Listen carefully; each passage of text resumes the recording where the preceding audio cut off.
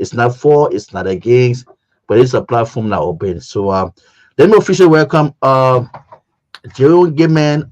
Indeed, he is the VP, Vice President for Administration, CMC. My own big brother, he's live on the screen. Chief, welcome to Truth FM and Closing Argument again. Good to be here after a very long, good and super weekend. Good to have you on. Thank you very much. And it was a great day to be alive. You know, the old folks used to say in the church, they say, when I wake up in the morning, and if I look around and see what's happening around me, I got nothing to say but to say, thank you, Lord, for giving me another day. So here we are, after a long weekend. We are back on this edition of the Closing Argument. A lot of stuff happened since we left. Great news. We got tons of things to talk about. And also tell me, how is Monrovia? How is the capital? Why, as you said, good. Just a very cool, cool city. I've been observing the movement of our people since the weekend up to this Monday. I've been observing our people. So there are so many things happening back here. The U.S. rate is one of the major issue or talking points now. You know, in quarters and corner, we have people talking about the current U.S. rate. The issue of this mpox, monkeypox disease or sickness, again, is alarming, and there are a lot of mixed reaction coming in from the public. The MFA also had a press conference today. That is the National Public Health Institute of Liberia. They had a major press conference today. The president holds a major cabinet meeting with focus on domestic resources mobilization. With his ministers and top government officials today at the executive mansion. So back home here, I just had things look like, as I said, they just been very cool. People now becoming to take precaution of this mpox sickness or disease that's going in the country. And as we go through the show, we'll also be giving a update for now the official press conference from Enfield, which we held this morning. So as we run through the show, we'll provide more information. Thank you very much. I am Jerome Gayman, and I'm sitting in for Chief Tomalin George. He's going to be joining us today. You know, he has a lot of girls in the house, and sometimes it's good to take some time off to spend time with the girls, and they need a daddy at all times. But don't worry, he will be here.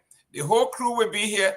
Ben Sanvee is also taking some time off. Julius, everybody, Garguah, taking some time off. They will be back. They will join. My own nephew from Grand Bassa County, Torgbean, will be here. We have my other nephew, Siliki. He's in Rwanda. He will join. So, ladies and gentlemen, we have a full house and a lot to talk about. On the agenda, before we go, let me say hi to our folks, our brothers and sisters on of our voice. Let me look, I go to Grand Bassa first, my hometown. Hello, Grand Bassa County, Buchanan in particular.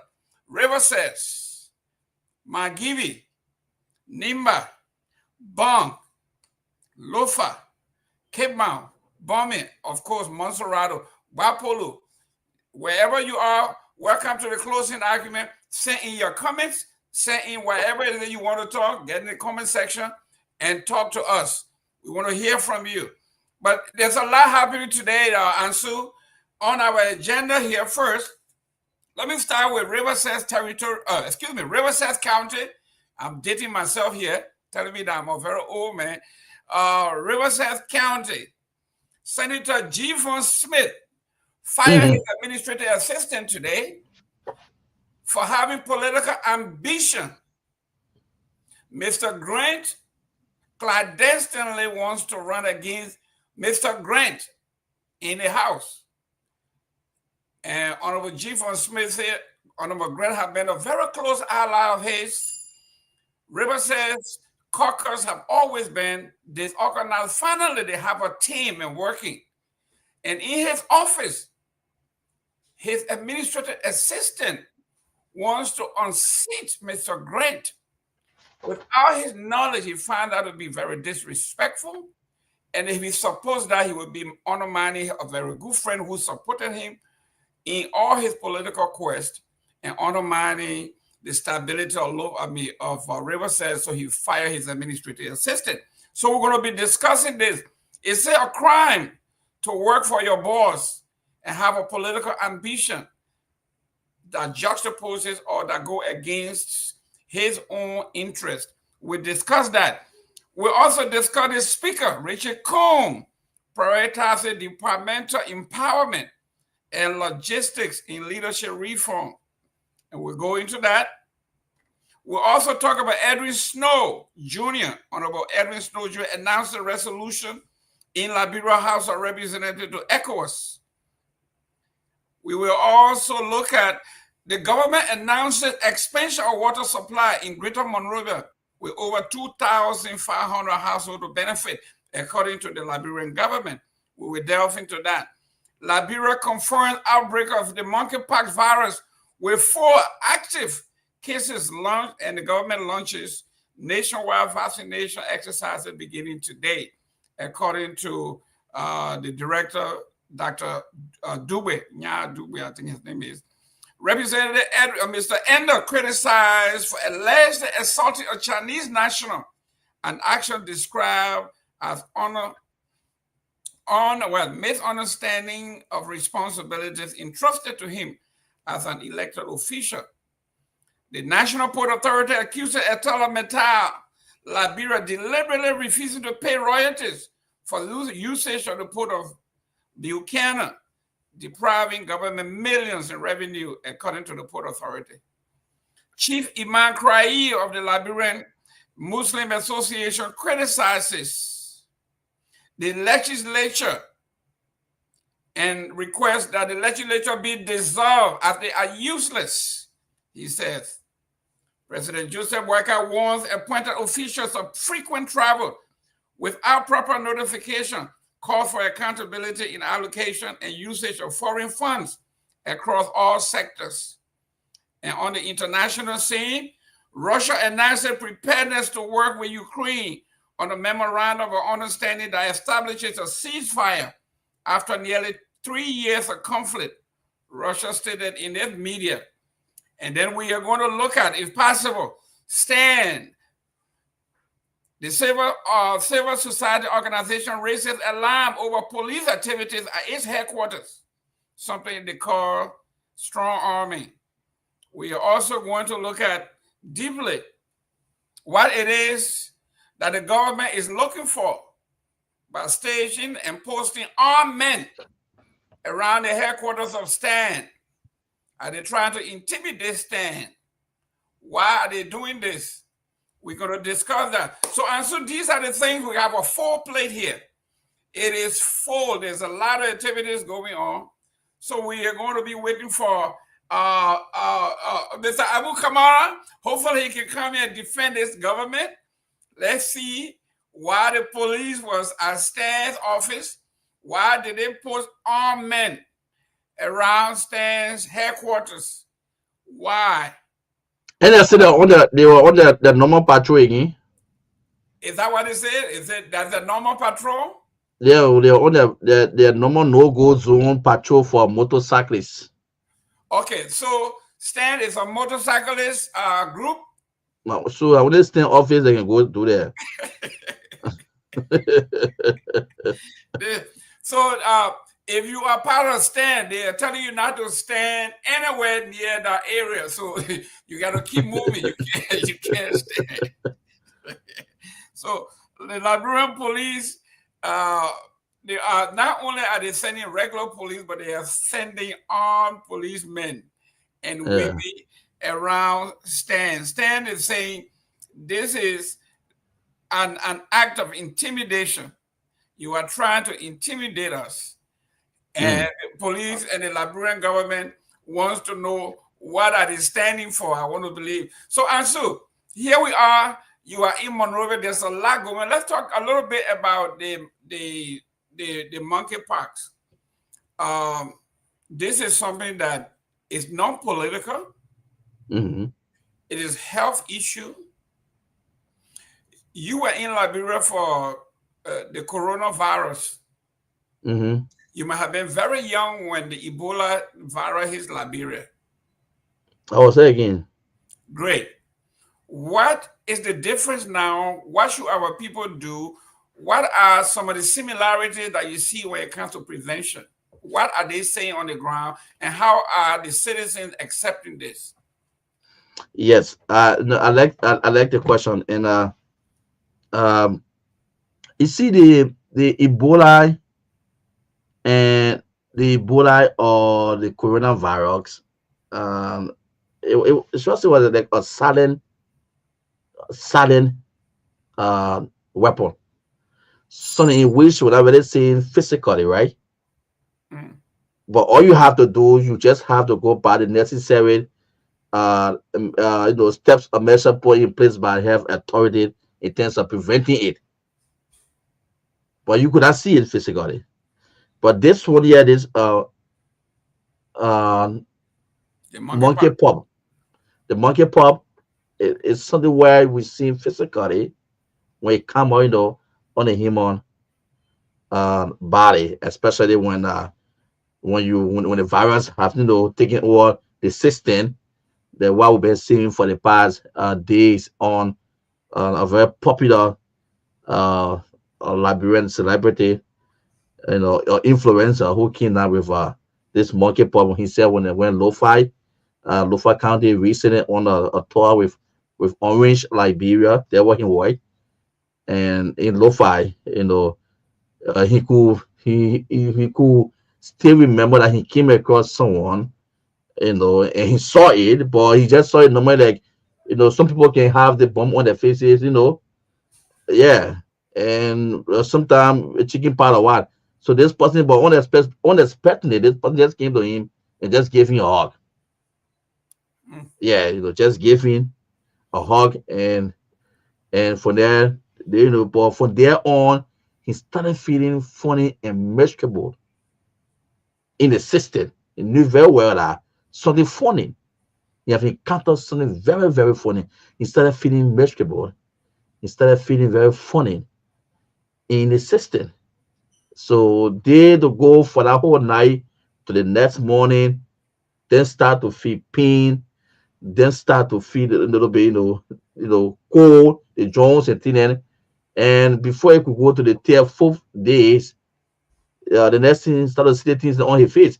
But if in the case of the corona or the Ebola, where did he go? Maybe the night or the next day he's already off already. So that's tell you that that's the difference. That's a huge difference or differences we are seeing from this monkey pop stuff here. So the prevention now, we are still going back to the same thing. Maybe in terms of a close contact, regular hygiene, hands washing, and uh, observing probably should I say public gathering. Those will be the very same thing I think in which the public will have to follow. But for this, as I said, you can see it physically. I hope the guys, our production team, can put it on the screen for us so our people can watch and see it. You can see it physically, and it's something in which, like I said, he saw it. He said he saw it on the person, but like just like a normal bump or what he said, it was like a normal bump or something he saw on the board. So he already took it in that they got sickness. Yeah, and that's how he came across it. So as I said, to prevent it, we there was a press conference. The person making politics already, Mr. Gaiman, as I learned certain information I got from each side that I think the Ministry of Health said were complaining that it was not MPhil full responsibility in terms of announcing it and other stuff that should have come from the Ministry of Health. Was not MPhil. That's a ISA politics. Very close when people try to to play. Say that it was not MFA responsibility in terms of announcing people doing prevention, other stuff. They shall wait there for the Ministry of Health. You understand me? So that's how it's looking for now. But we would go through the conference for MFA, the National Public Health Institute. We'll listen to the release and to hear exactly what they say in the press conference they had. How many cases for now in Macerado, in other parts of Liberia. We'll definitely go through it. So we just taking it, watching how things going there. He has placed a the entire city, as I said, it's just looking very cool. People just cool and just monitoring because it is the every time there must be a disease or outbreak. So who are those here? Maybe he came across, or those are on board with him from Lofa back to Morovia. Who all knows who he came across, who he interacted with when he got back to Morovia to office before started to experience the symptom. So that's just how things looking like. And as I said, we'll listen to the MFA press conference to hear exactly what was exact message for us to put in place. But we hope the government shouldn't play politics with this 1 year because it's something that very serious, and we still monitoring and looking up to national government. We haven't seen that type of, it's not yet been harshly approached yet, maybe because of the cases, the numbers of cases. So they're not really engaging the public, the audience yet too much on it. But as I said, we shouldn't play politics with it. Excellent. Ladies and gentlemen, like Ansu just said, this is life and death. Even though we have not had anybody to die from it yet, it should not be political in nature. Dr. Nya is a researcher. He is the red man who does the medical stuff, who have in-depth knowledge. And if you were to ask, if you were to put somebody on the witness stand to answer questions about the epidemic or whatever is going on in Liberia, the best man or woman is the person from that particular department today. So as we look for the tip for us to play, we can say, I feel comfortable hearing from a medical doctor or researcher than hearing from a political mouthpiece like Jaralinka Pia, who is only reading paper that somebody gives him. He's the spin master. That's not what we want.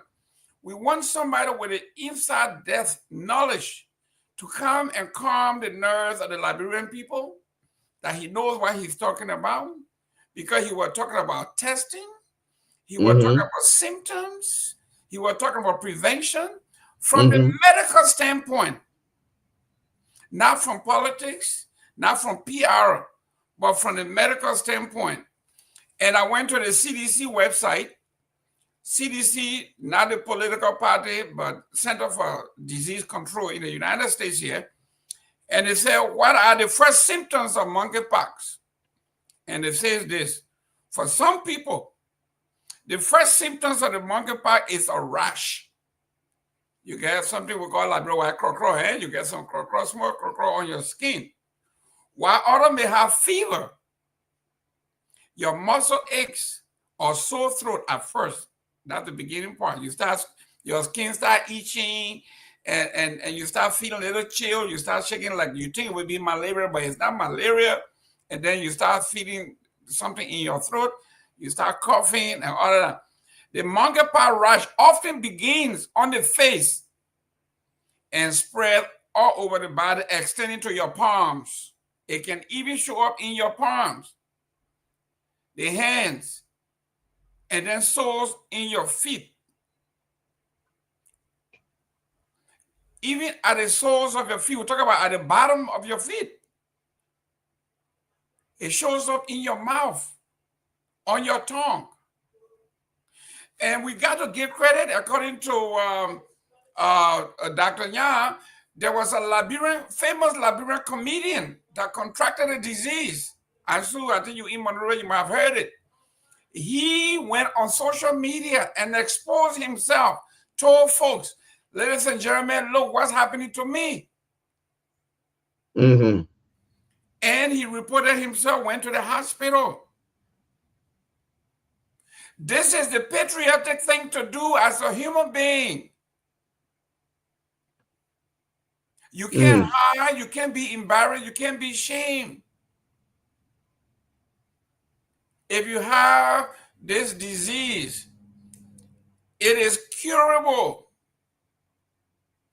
And what the World Health WHO said today about Liberia makes sense. Liberia has the capacity, the ability, and the credential to fight this disease firsthand. We have gone through Ebola. We have gone through COVID. So Liberia is rightfully positioned to fight this disease. I also want to talk to the folks in the health segment and Ministry of Health and Dr. Myean and everybody else. You need to come to Truth FM and spread some of that money that the international community giving you. Give some of this, make sure our radio stations get some of that money to cut jingles, to cut a public service announcement, to put it in our colloquia, let the people understand. Don't tell the radio stations, don't tell closing argument to do it free. Yeah. We're working for the nation, we do it for the country, but then you come in your $100,000 car, air conditioner blowing you. You go there, you go eat your caviar, your big dinner, you eating it, you getting living on a hog, but then you telling Ansu that just do it for the government's sake. And then all that money come in and you're eating your big shots. Go to True FM, go to OK FM, go to King FM, go to Freedom FM, go everywhere. Let the word get out. Our local community radios, very important. Go to the community radio. They are very important. They are when you're talking about people in the trenches. So if you get funding for these kinds of emergencies, please go out and spend some of the money. Make sure that we get the thing in our colloquia. Let the people listen to it. Let them hear it if possible. Those who can see, who have access to data and a smartphone, they can look at what this disease does to people. And after you play, we find the tape and play, we would like for you to see what this thing does to the human body if you don't do the right thing.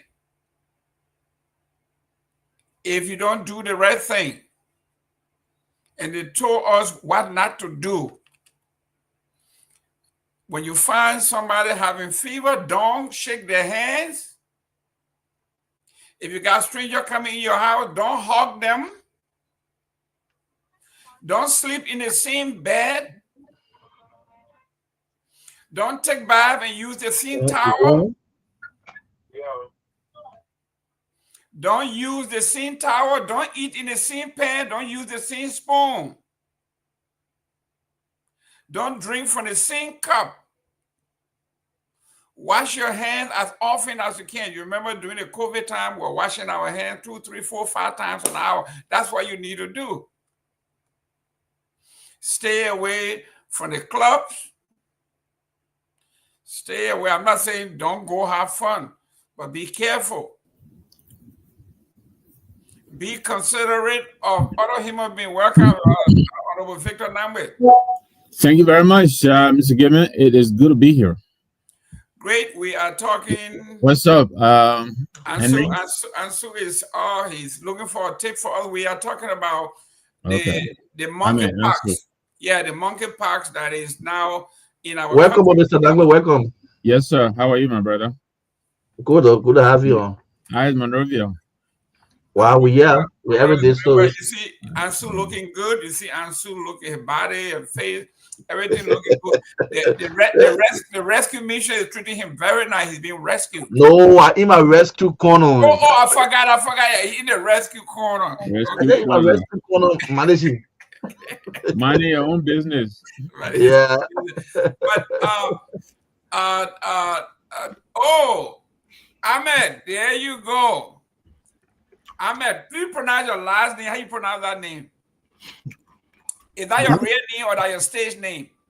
That name is a combination of my first and last name. Okay. So it's symphonic. Symphonic. Okay. So welcome, Ahmed. Yeah, good to see you, Jerome, and the great Victor Nangbe, the pillow of Liberia's democratic progress. You want to take time off and finish your lunch? I'm coming on set and he coming with praise, and he coming to punch you. So I'm waiting for that punch. Not regular punch, but low blow. How you doing, my brother? It's good to be with you. Yeah, no punches. I mean, we're always excited when we see you people around. It reminds us of the journey the country have taken during its political time. I'm sure you didn't expect that with the number of sacrifices made since the early days of the progressive to now. I'm sure you didn't expect that Liberia would still be grappling with some of the political deficiency we see around here. So, it's always good to see you around. When we see you, then we are reminded that we need to do better so that the effort like you put in there cannot go in vain. Well spoken. Welcome. What's up, Grace? Honorable Namwe, watch out. When they praise him like he coming here to honor the bell, low blow, watch out. You're going to say you killed Torgbean. The next you're going to say you killed Torgbean. I appreciate it nicely himself, but I'm still not dropping my guard. But let me say this, and I had a very long conversation with Chairman Ben yesterday. You guys, you do a lot too. These are different times, and so your methods and your strategies, your tactics are much, much different than we used at the time. But notwithstanding, you have your finger, I think, on the pulse of the now generation. You understand, where and how to meet them. And so, yeah, you guys, quite frankly, when we come on the set here, we gotta actually, make sure we're up on our game, because you guys, your analysis are pretty sharp. You, Ben, Tomalin, Sylvester, Robert, Julius, the resident, of course, our female sisters, Grace, Sarah,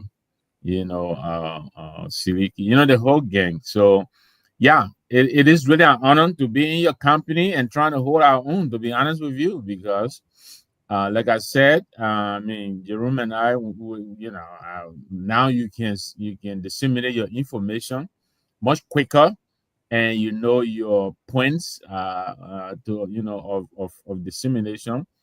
We had to write our releases on typewriter, and sometimes you drop them on the seat at the bus stop, and 5 o'clock, 4 o'clock in the morning.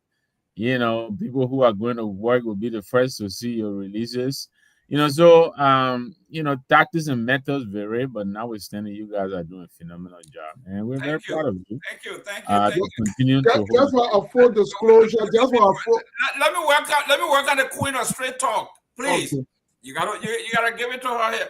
Welcome, Grace. Thank you. CMC Diaspora USA chair. She is not just a regular queen, but she is the chair of CMC USA, my boss. How you doing that straight talk?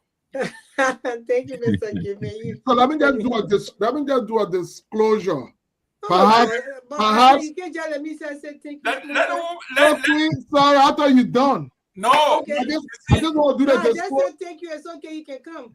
I just want to do the disclosure, so perhaps in your thank you can fire on it, because of course it will be something that maybe that was the low blow you've been talking about. There you go. Here it comes. Wait for it. I did an article today. Of course, I got it. Don't worry. I got it right here. I got it right here. Oh, Paul, I got this stuff, my man. You know, I'm a CMC man. We be checking on all of y'all. No, I missed it. I didn't see it, so I would like to, maybe after the show, I would like to read it. But so that's it. We're working in tandem. We are a team. I got these guys. Got them on the radar. We're discussing with this. You see now, he thought he was doing it to us. He said Musa Belete was a pawn. Musa Belete, you know, but as a pawn. So we're coming to that. Don't worry. You see, you attack Musa Belete. You attacking me? No, I wasn't. No. But that's not the intent of the article. Of course, you know the article. You know the article is part of a platform now called Truth in Ink that I release analysis on events unfolding in the country. Many of the views expressed in the analysis are not necessarily the views that I stand. I just analyze the different views already out there, the statements saying already, and put in context that can be consumed by reader, and then most importantly to evolve a conversation around these controversial issues. Sometimes some of the issues are issues that are partisan, that people wouldn't want to talk about. They have their own controversies sometimes, and so we just put it out there. So if you went through the files, you will see many different articles, some of which will have been from a CDC perspective. People will be surprised that I, as a leader within the party, will be making some of those comments. And so, of course, sometimes people from the Bwaka camp will say what they expect, obviously, about truth. So, it's just more of, in my view, an objective analysis of the event out there, but subject to criticism, subject also to, different viewpoint. But no, I did not go to attack Honorable Belete, who I respect immensely, who admire, and I call the emerging force of Liberian politics. That's how I refer to him in other conversation, but it was necessary to bring that conversation on board. So, yes. I bet in American politics, they say when you are explaining, you are losing. Grace, you were in flight. Welcome. Thank you. I'm explaining too much. I know, right? What make clear because I know you.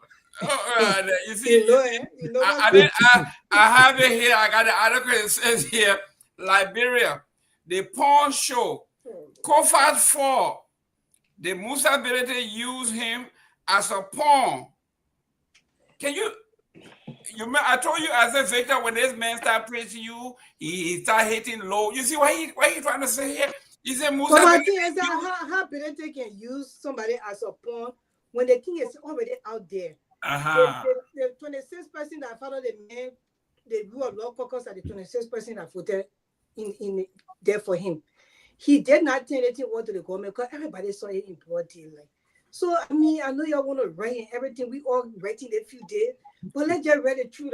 Just saying, let's just say the truth. The people that were saying, he paid other people money. Somebody will down somebody $40,000 and I go vote for them. Let's be clear here. So that article should have been for the government. Because the government, they won't have people on a hostage. They were in hotel. They pay them money for months. But to be fair, Grace. I just fighting for the Liberian people just to show them that the law will work. Number one. Number two, when they say about me that I was paying these 70 people, it's not the case. Number three, at the end of the day, how the coin said, Richard could never have 49. They never have 49 to have remove fanatic Kufa. And that was the agenda right there. It was it clear. Well, to be honest, he said he also said it was the overreach of the executive. So he said Joseph Boyka was the mastermind behind it all along. Joseph Boyka was. But anyway, we are coming to that. But let me just quickly though. I didn't read the article, General. I know you want to move on to this topic, but to be a pawn, right? How can you be the antecedent and be the pawn? Because I would think in this case, Kofa, if you were looking for a pawn, we could say Kofa may have used Musa as a pawn in his game to whatever when eventually he was going to quit, but he used that to gain mileage. So I don't know how Musa could have. I don't get that. So here is it. And so we gave you only 2 minutes, oh. Okay, yeah, just 2. So we said in the pawn game, Musa transformed Kofa's legal resistance into a broader caucus approach to prevent Kofa from ever conceding, simply not because, of course, he thought that Kofa could ever go back as being speaker, but until an agreement for a fresh speaker election was agreed to. And that he believed if that happened, he could contest and win. And so Kofa, as we defined the point, was prevented from earlier on dropping the case, moving on, knowing that, look, there's a government overreach. This was Garguah won. Never, I don't think I'm going to win. So we thought he created the caucus not as a means of hope, because when the Supreme Court eventually said, hey, Kofa, you are right, it was around the same time members of the caucus started to leave, because, of course, a proposal announced by Musa submitted to Ellie highlighted and agreed to that a new election could be here. And once that was the case, then I felt the caucus thought at least an objective has been achieved. They were going to a new election, in which I think Musa believed he could have won. So that's where the point thing. I don't think Musa believed so much he could have won. That's why he went. Let's just be clear. They see Musa and he had not gone. You Hamed, they were going to sit on the same thing and say, oh, they pay him, or they promising something, or they did this. Musa was fighting for his credibility here. He was fighting for his credential as well, as he has been fighting since the Liberia. When they stick something, you remain there forever. He was fighting for that. Number one, he was fighting to say that we will stay against the status quo. Means that everybody here knows that it was all on the news here that Garguah has called these people and said they should get it into Kun. Everybody moon him for himself. But that's why the only person will run against Kun for them to have a vote in that house, in that chamber, so the Liberia can see that the law will work. So I don't understand how you're still thinking that he could do all of that at the same time. For this man to stay in front of the president, that one of your leaders there around here said they're making statement for the government, but they can't even open the mouth to call the government. They scared to even call Garguah. They're just making a statement, fake statement. Oh, that thing happening. Who the leader you're referring to? Let me clear. There's a okay, guys. Let me explain myself, brother man. This man stood up and he said that, you know what? I will stand against the status quo, which is the government, although the president have called meeting and said we should just lead it and give it as soon as the man resign, they should just go to Richard Kun. He said, no, I will run. I have a choice. None of his colleagues did that. Because the people I tell you, all of them were just tired. So I mean, you should give somebody credit where credit due. You're like people, you say you want peace, you want everything to be all right in the country. Then the people who fighting for the peace, then you come against them. It's a shame, oh. It's really a shame. Good. We will segue into me talking about Musa ability. During last week, the government of Liberia squeezed China Oil, whatever the name is, to rescind and remove Musa ability from an agreement between two consenting legal entities in Liberia that are employing Liberians. The government of Liberia would rather have Musa ability laid off, sacked. Employees, Liberian legally employed, they will prefer that these people be laid off than for Musa ability to share a tank. This is unbelievable.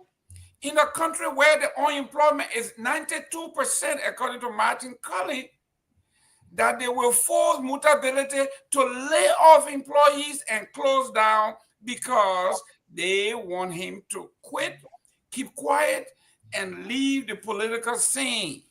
And he has said it won't happen. We'll discuss that, but let's get to today's topic.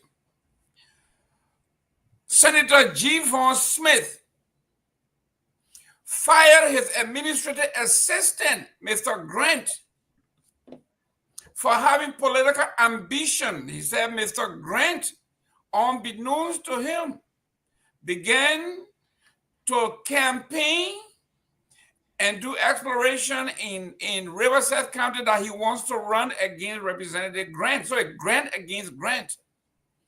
G. Von Smith said Grant is a political ally that have worked with him, supported him in his political sojourn. So if anybody in his office attempt to run against him, he found out to be offensive and undermining his office, and he fired him. So we're going to discuss whether you are in the employ of your boss, whether it is an obligation before you run that he should give you to go ahead to do so. Is that the right thing to do? Is it right being violated? He has been fired. Told him to leave if you're going to run against my political ally. So he's putting friendship against the Constitution, maybe. Does he have a point? That if my ally and I are working together and we are doing everything, you are working in my office, you are working on my behest. And if you run against my ally may think that I'm undermining him. So to clear the air, you have to go and find employment elsewhere. What's the logic?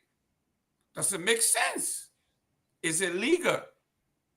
Politically, is it expedient? So we'll discuss that. And after that, we're going to talk to we're going to discuss Speaker Richard Combs prioritizing departmental empowerment and logistics in leadership reform, according to the Speaker. Number two, Senator Melvin Snow Jr. announced a resolution in Liberia's House of Representatives to his fellows at the ECOWAS. Then we're going to discuss the government announced expansion of water supply in Greater Monrovia to 2,500 households will benefit, according to the Water and Sewer. Like the old folks say, if someone who have lied to you before tell you it's raining, don't put your hand out there. You got to go outside in the middle of the town to make sure it's actually raining. Is it true? What happened in Bapolu when the water folks said that water was in Bapolu and Lofa, and the people are saying this is a scam. 750 feet never existed. Now he is saying we are getting 2,500 water people, household in Monrovia. Is it true? Should we believe this? Is it workable? Is it doable? Can we test that? We'll look at that. Liberia confirmed outbreaks of the mpox, the monkeypox virus, with 4 active cases launched nationwide vaccination exercise beginning this Monday today.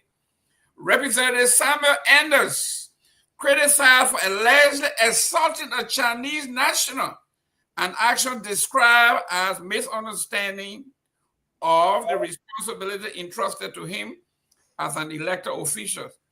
The National Port Authority accused the Southern Metal Steel of Liberia deliberately refusing to pay royalties for the use of Port of Buchanan, depriving government millions in revenue, according to them. The chief imam of Liberia, Honorable Kwayi, Imam Kwayi, said the legislature should be dissolved. They are useless and serve no purpose. President Joseph Boakai warns appointed officials of frequent travel outside of the country without proper notification. He calls for accountability in allocation and usage of foreign funds across all sectors. This is Joseph Boakai, who travel everywhere without telling folks, and he telling other folks, you're going to travel, you better let me know. Can you imagine? We'll discuss that. And then on the international front, Russia announces preparedness to work with Ukraine on a memorandum of understanding to establish a ceasefire after 3 years of conflict. So let's get started here. Let's go with G. Von Smith. Grace,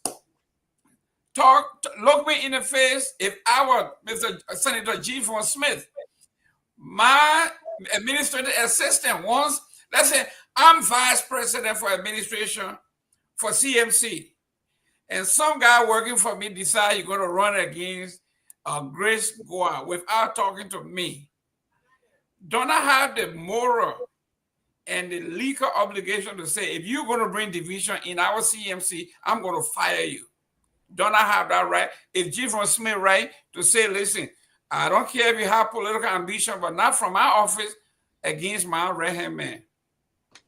Yeah, and I mean, I will speak on I will come from the human resources and employment relations side because I studied that.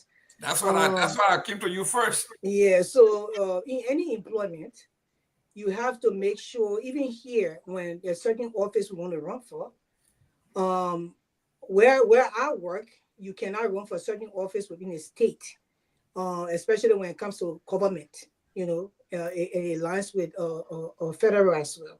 So for me to do that, I will have to resign my position, and then I will put my bid in to run for that particular office. It's just the right thing to do. In Liberia, I don't know whether they have all of that. So you have to look at the employer side as well. You compromising what he stands for and what his fight is, especially when he has attachment with that person, or maybe the person is part of his office, or maybe they're doing business together. They could be, you know, partners in business, and then you're running against that person. Now, on the other side, the employee, I mean, if he knew he was running, he should have laid his information down before his employer said, look, I'm going to run for office and this, that, and the other. They gave him a certain benefit to choose to leave, and they gave him a package as he's leaving to put his bid in for that other office. So if he did not do it and he just decided to run, because there are no rules and regulations and with all the employers, and thank God that CMC wants to come to Liberia, because CMC wants to lead our country, because we'll put all those things in place. That employees will not be burned, employers also will not be burned. So right now, I don't know whether they have no proper information given to the people, but you can say that the employer acted on his rights.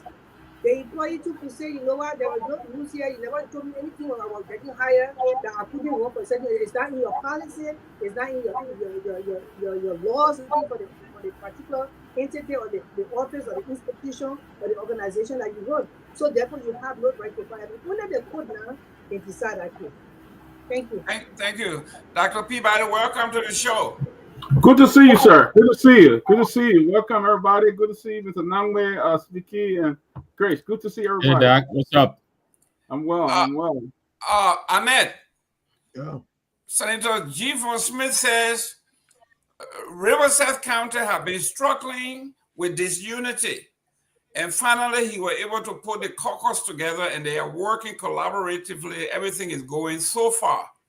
And unbeknown to him, his administrative assistant decided to run against one of the caucus member without consulting him. He finds that as disrespect and actually undermining the cohesion that they have in Riverside. So he fired him.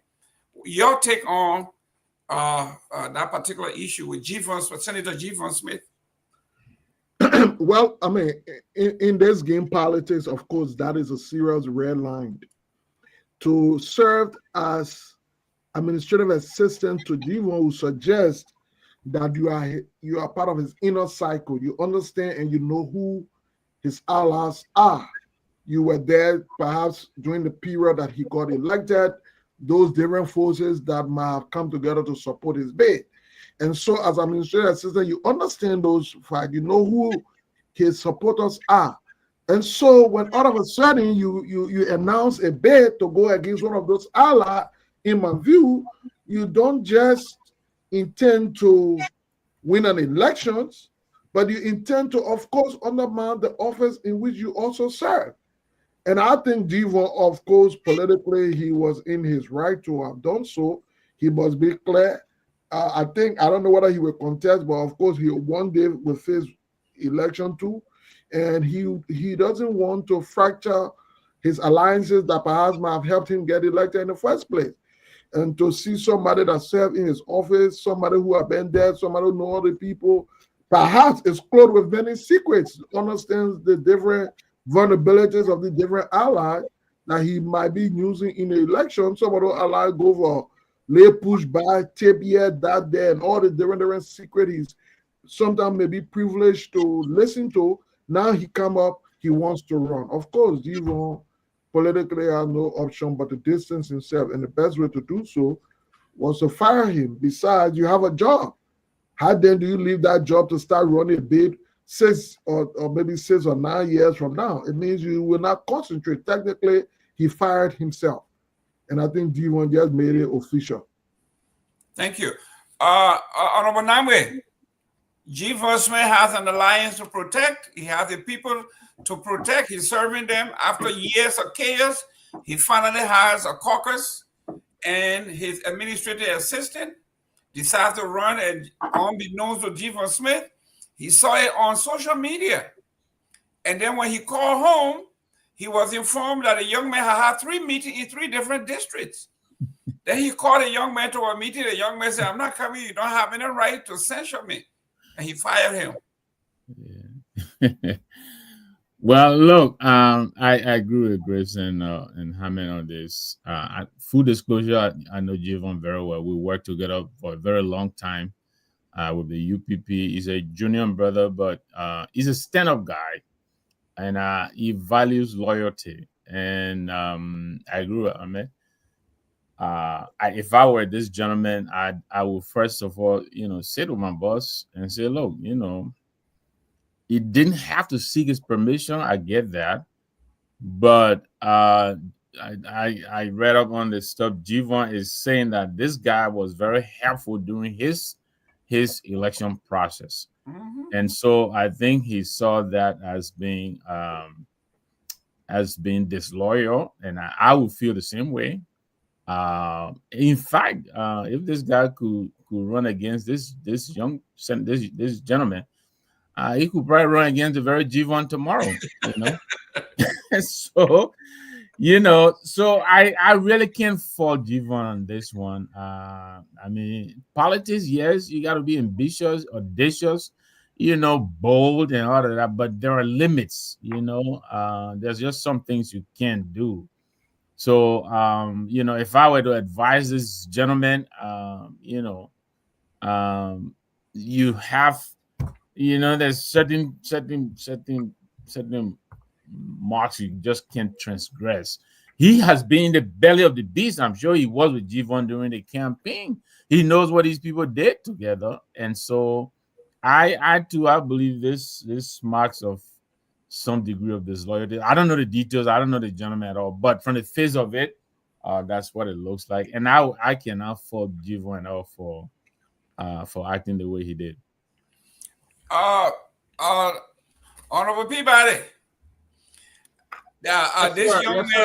This young man got the job to be administrative assistant, and he got it because somebody, the man he running against, were able to help his boss to get the job, and then the boss hired him.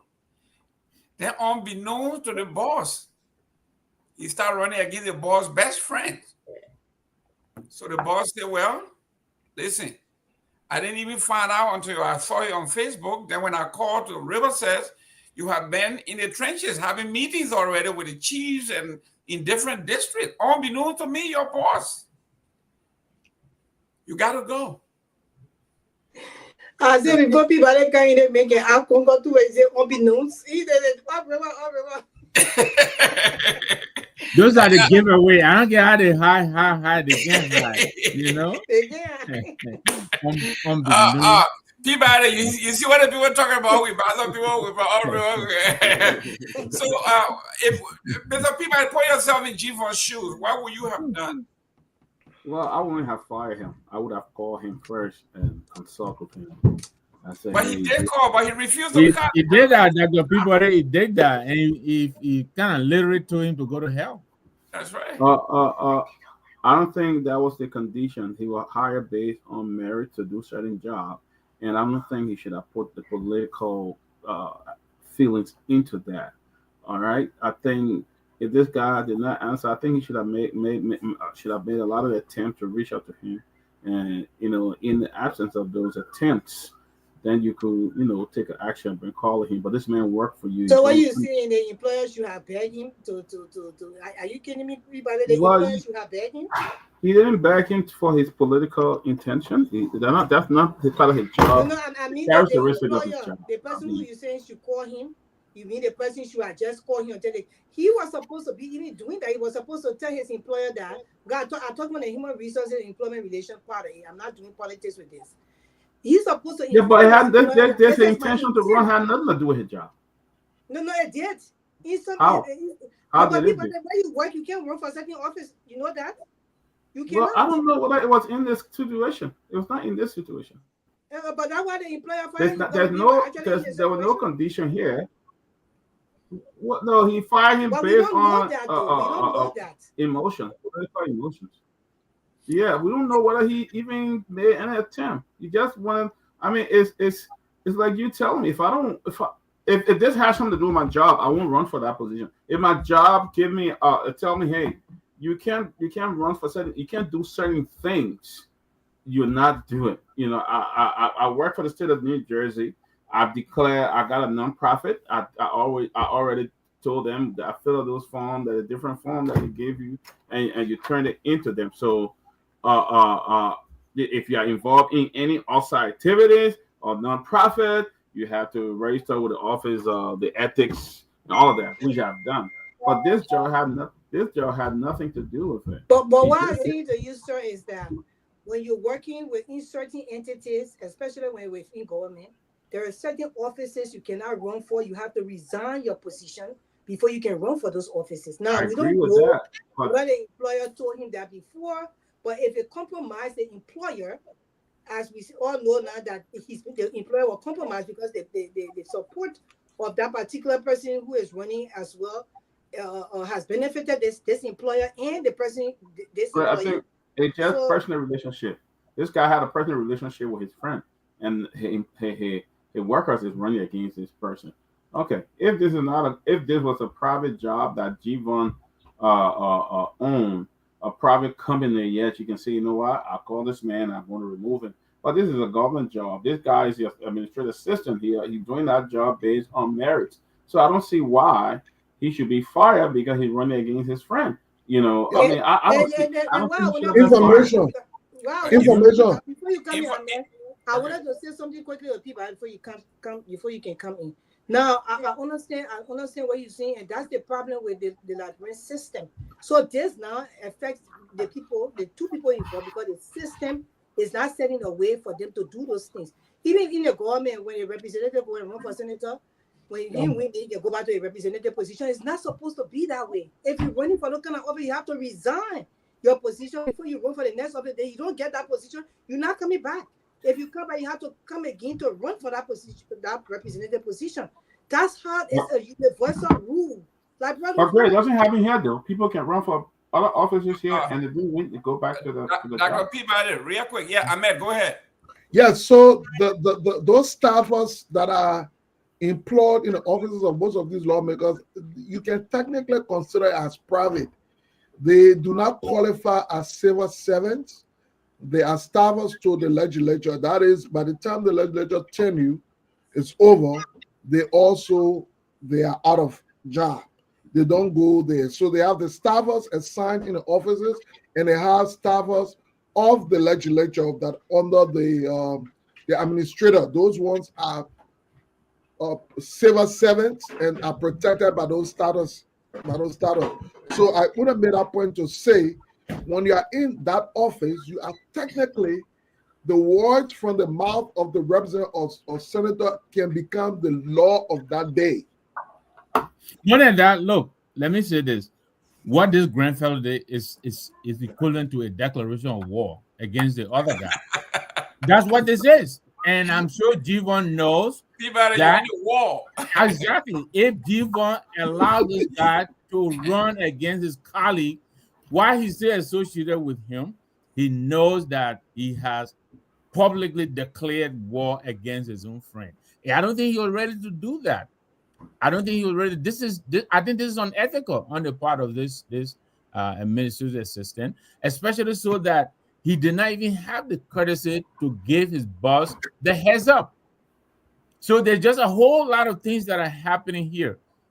But I myself, if I were in Jevon's shoes, I'll be honest with you, I would tell him, you know what? Thank you very much. You can go and set up your campaign offices wherever you want to, but you're not going to be running from my office. You'll not be associated with me, because this is equivalent to a primary. Jevon is practically going to primary his colleague. That's what this is about. So I think it's deeper than that. Ahmed, real quick, then we can move on to the next topic. in my office, I have a policy here, and it's universal. Insubordination. Anywhere you go. If your boss calls you to a meeting and you deliberately refuse to go, that's insubordination. You are fired.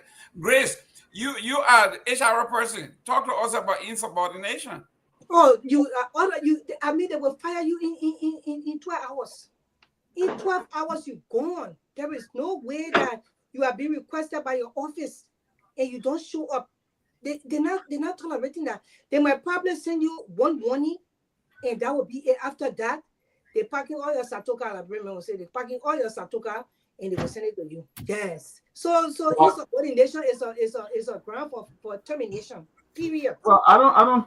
For me, I don't see this as an insubordination. You know, if he was not reporting to work, he was not doing his job, and his boss called him and refused, then you can fire him. That's the clear definition of insubordination.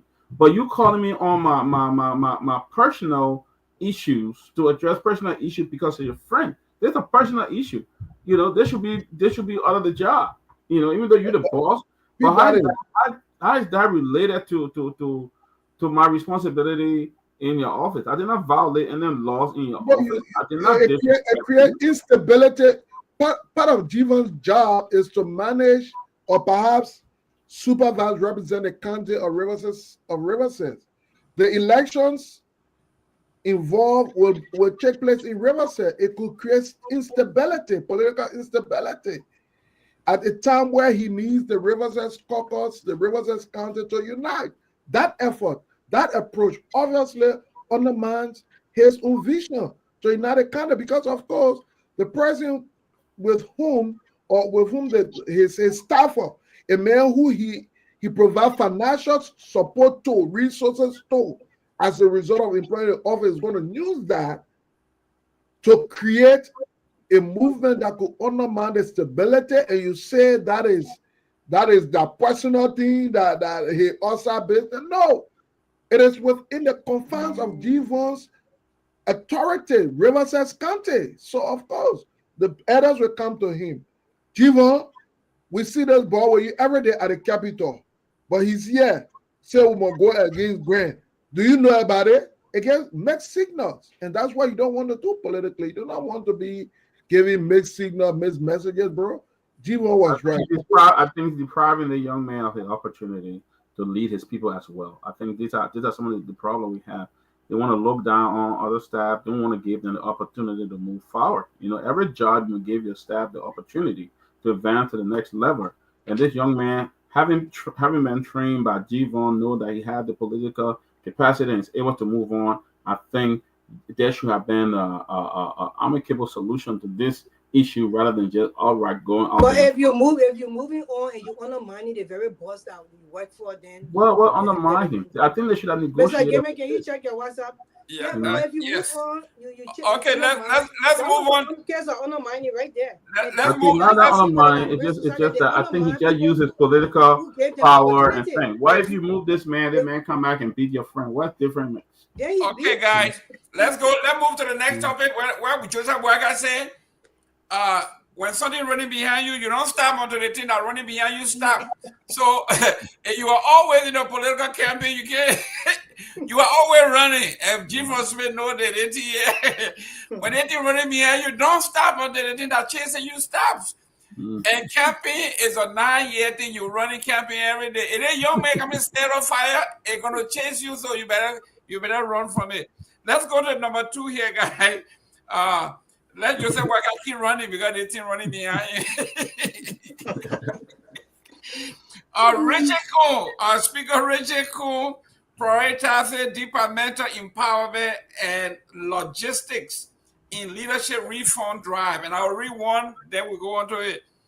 Is it in continuation of his leadership reform initiative at the House of Representatives, the Speaker of the House of Representatives, Richard Nyenwolo Kuhn, has disclosed plans to strengthen key administrative departments by ensuring they are fully empowered through dedicated budgetary allocation. Speaking during a leadership meeting held on Monday, which is today, Speaker Kuhn emphasized the need for departments, including the Office of the Chief of Clerk, Sergeant at Arms, Legislative Information Service, LIS, and the Department of Press and Public Affairs to each have a specific budget line item inserted in the House budget. Honorable excuse me, Namwe, you ain't got to see any Namwe Kun. So you want get Namwe the speakership? Listen, Namwe, I cry. All of y'all from the Southeast are crying you speaker at this point. Now let's talk about that speaker said that when you turn that thing, it can be happening to you. You can get Mr. Namwe the speaker. Oh, okay. Mr. Namwe, are you in the United States or in Liberia? I am in the U.S. Okay, good. So they can have armed men around your house.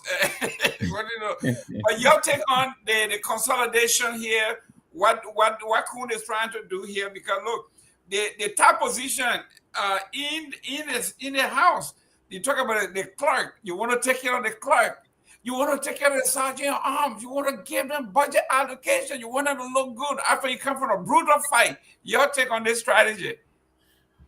Look, I don't want to sound like, he's a sole loser, he's supportability for the speakership. And so, I'll give Kundi, I'll give him the space. But quite frankly, I think if this is maiden project as the speaker of the Republic of Liberia, that to me, that's being very, very minimalist. Is that really the big issue? Really, that's really this country is experiencing, that the clerk of the House of Representatives does not have a budget line item in the budget? Is that really the big issue? Kofa had pledged to audit the House. How about he lift that issue up, right? Kofa had pledged to streamline, the budget process. The last budget, when they approved it, they took it to the national, it got fingered. Nobody is talking about that. Is he going to talk about that? What about all this, the money that changed him from Luther Collins report and all of these people? Is he going to talk about that? So, I want to give you the space. I hope he will get to them, but I didn't expect this would be his first major move, that he's making. Besides that, it smacks to me like somebody who's looking for some kind of way to chop in our Liberian, situation. When you start doing this kind of thing, you're looking for, conduits to convey, whatever little brown envelope you want, to your office. So I'm waiting for him, but I had hoped that he'll be making some bold and, very, very major announcements of what he intends to do. So to me, I think this is being very, very, minimalist. I hope I'm not prejudging him. Like I said, I want to give him the space, but I'm not impressed. In politics, they say charity begins at home. Political charity begins at home. The chief clerk follow you during the illegal activities. She follow you where you went. The sergeant at arms follow you. Now that you are legitimized and you have the budget, look what he said. He said, in order to make the department more effective and proactive in its operation, I have instructed the Committee on Ways, Means, and Finance to ensure that budget lines are factored into the upcoming national budget. The man has played. He said, I told you, y'all do it. Y'all put it there. I have instructed you. Ways, Means, you got to do it. Well, when we elect people with a proper vision, obviously those are the things you have. And as Anangwe said it all right. I'm releasing an article on Richard Kuhn, hopefully on Wednesday. It focuses on his statement, I will be a regime speaker. It tells us that the spirit of separation of power, check and balance is dead. It means that obviously that part of our constitution is not just an administrative blunder, but it's a constitutional betrayal, because that is a requirement in the Constitution. Now, Richard Kuhn comes to power, perhaps the first working Monday, as Mr. Nangwe said. He does not focus on the audit, which is the most important transformation that the House of Representatives needs right now. It must be audited. That's the only way you can start empowerment. You must understand how you have used budget that have been allocated over the years, how effective it has been, what results have come thereof. Having not been able to do so, and then you call it again for additional expenses, only suggests, of course, an attempt to create corridor for more money. So what should be among his priority, including ensuring the order of the House, is to reassure the public that the legislature, the House of Representatives, can become an independent voice, can become the voice that provides that check and balance that our governing system needs. Inability to do so, and then talk about departmental issue, talk about the maintenance department in get plier, talk about the drivers don't have gas in the car to go to in fact they shouldn't be buying gas now from gallon, they must be getting gas slips regularly. And talk about his drivers. They must include amongst, they must not include uniform in it. I mean, those are the kind of conversation we should be having in this critical time. When, of course, we hear our market women complaining about hardship in the country, when the independence of the legislature has been compromised, of course, the judiciary has been completely eroded, and then you come and telling us about departmental stuff. Those should be the working of people that collect and who, of course, we hear say they own rule and order kind of thing. That kind of suggestion should be coming to his desk, perhaps from the chief administrator, from the chief clerk. But the fact that the speaker go, that's a vision for the country, my people. This is where we are. We went nowhere. I'm telling you, the 10 highest ranking men in the country and the first branch of government, major concern is how they can increase the gas in the employee boss. Yeah. Dr. Peabody, listen, is there anything wrong with taking care of those that took care of you? Listen, when it was rough, this woman went with the speaker wherever the majority was, according to the executive. The sergeant arm were there stopping people from going in. Now that you have won, isn't it time to say, well, to the winners go the spoils, right? That's politics. So we now win, we divided. He said, I have instructed the Committee on Ways, Means, and Finance to ensure that the budget for these folks are carried out immediately. You know, this is the speaker. Hey, listen, to the winner goes the spoil. We got to split this thing now, the loot. We robbed the bank. We win. We got a thing with. Hey, there's anything wrong with taking care of your own. Charity begins at home. You know, let me buttress what the other has said. You know, like what Mr. Nangwe said. You know, we talking about serious things here. You know, Fonati wanted to audit you, and that's why you form a gang to remove him. So why not carry on that vision? Say, since you want to be transparent, you wore a T-shirt called "The Law Is the Law." You want to be transparent. Part of upholding the law is transparency. Why not say, hey, let's go over let audit from where we started or where we came from. Let's go over audit the last year, the 2 years, and see what's in this, so that the Liberian people can see that we are a new group, we are credible. We assisted 6 months. We're out of this place because we wanted to do something. But you coming in, but I mean, one of the reasons the man ran on is because of money business, for them to get money. They had thousands of dollars that they siphoned in different ways. So now he coming back, he controlling the money that they wanted now. He's adding all kind of the committee for the chopping. And out of all the other committee, he's going to get some of the chopping from each of them. That's how a lot of them, they spend even money within that in the house that were allocated for even office supplies and things. They ate thousands of dollars. That's why they don't want to be audited today. Thomas Fala and the Red them don't want to be audited because they went so low as far, even office supplies, they were eating the money, they were misusing the money and things like that. Those are things you come up with so that Liberian people can say, oh, the man is not joking. But you coming out and talking about, oh, that added people gas, all the other one. Is that any serious pressing matter for the country? I think they should be talking about what's happening now, how the economy is going to be like and stuff like that. Nobody cares. You talking about those kind of little things that make no sense and bring nothing real to the table. Well, he has a seat now, so he will rather control the way he want to control. He got the money in his hand. He got a way of helping out with the budget. Like Siddiqui said, the regime speaker. So he rather demonstrating it right now. Well, now we close up on this one. There are other folks that will say, listen, the speaker got 5 more years or 4.5 more years.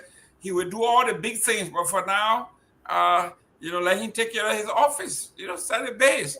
So what you say about that argument? The man got 4 more years. I'm talking like Anthony Kessler now. We got 4 more years. We do a lot for now. Thank God, Anthony Kessler is now subtracting from 12 years, he's subtracting from 6 years. But listen, they say if the Christmas will be good, right? Yeah. You check out what happened on the eve, right? So the man is coming into being right now. He has political capital right now. This is when he is supposed to initiate a big project because he has some capital. He got some chips to call in and stuff like that. His political capital will begin to dwindle the longer he's going to be in the office. And so I would think that, and besides, you want to come in with a bang, right? You want to hit, with a splash, and not for the sake of showmanship or making news, but you want us to know what your seminar or your major projects, what your initiatives are going to be. I would think on the very first month or so in office, or first 2 or 3 days, you make your major pronouncements. So I don't think it is strategic for you to put your major projects or your major undertakings at the tail end of your term in office, because sooner or later, the opposition, the rumbling will begin. The so-called majority of blacks, sooner or later, you're going to be faced. I believe they're already there. People have reported, that they themselves are having difficulty just maintaining. So now will be the time, when that unity seems to still have, all of the support. I would think if I were advising him, I far for it for me to advise him. But if I were to mention to him, I would think, put your major projects up first away, and put them up, and let's begin to work on them. The little ones they can come later, not the other way around. Great. There's an article that was written by our utmost servant, Ahmed Stefanik. And the title of the article is The Porn. Not pornography, porn.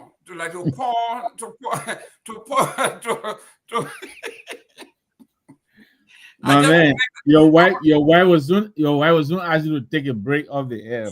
Yeah, I just want to make it sure. We're gonna go into that, but Ahmed, just introduce the topic, because the reason I want to do that, I want to segue into Senator Snow.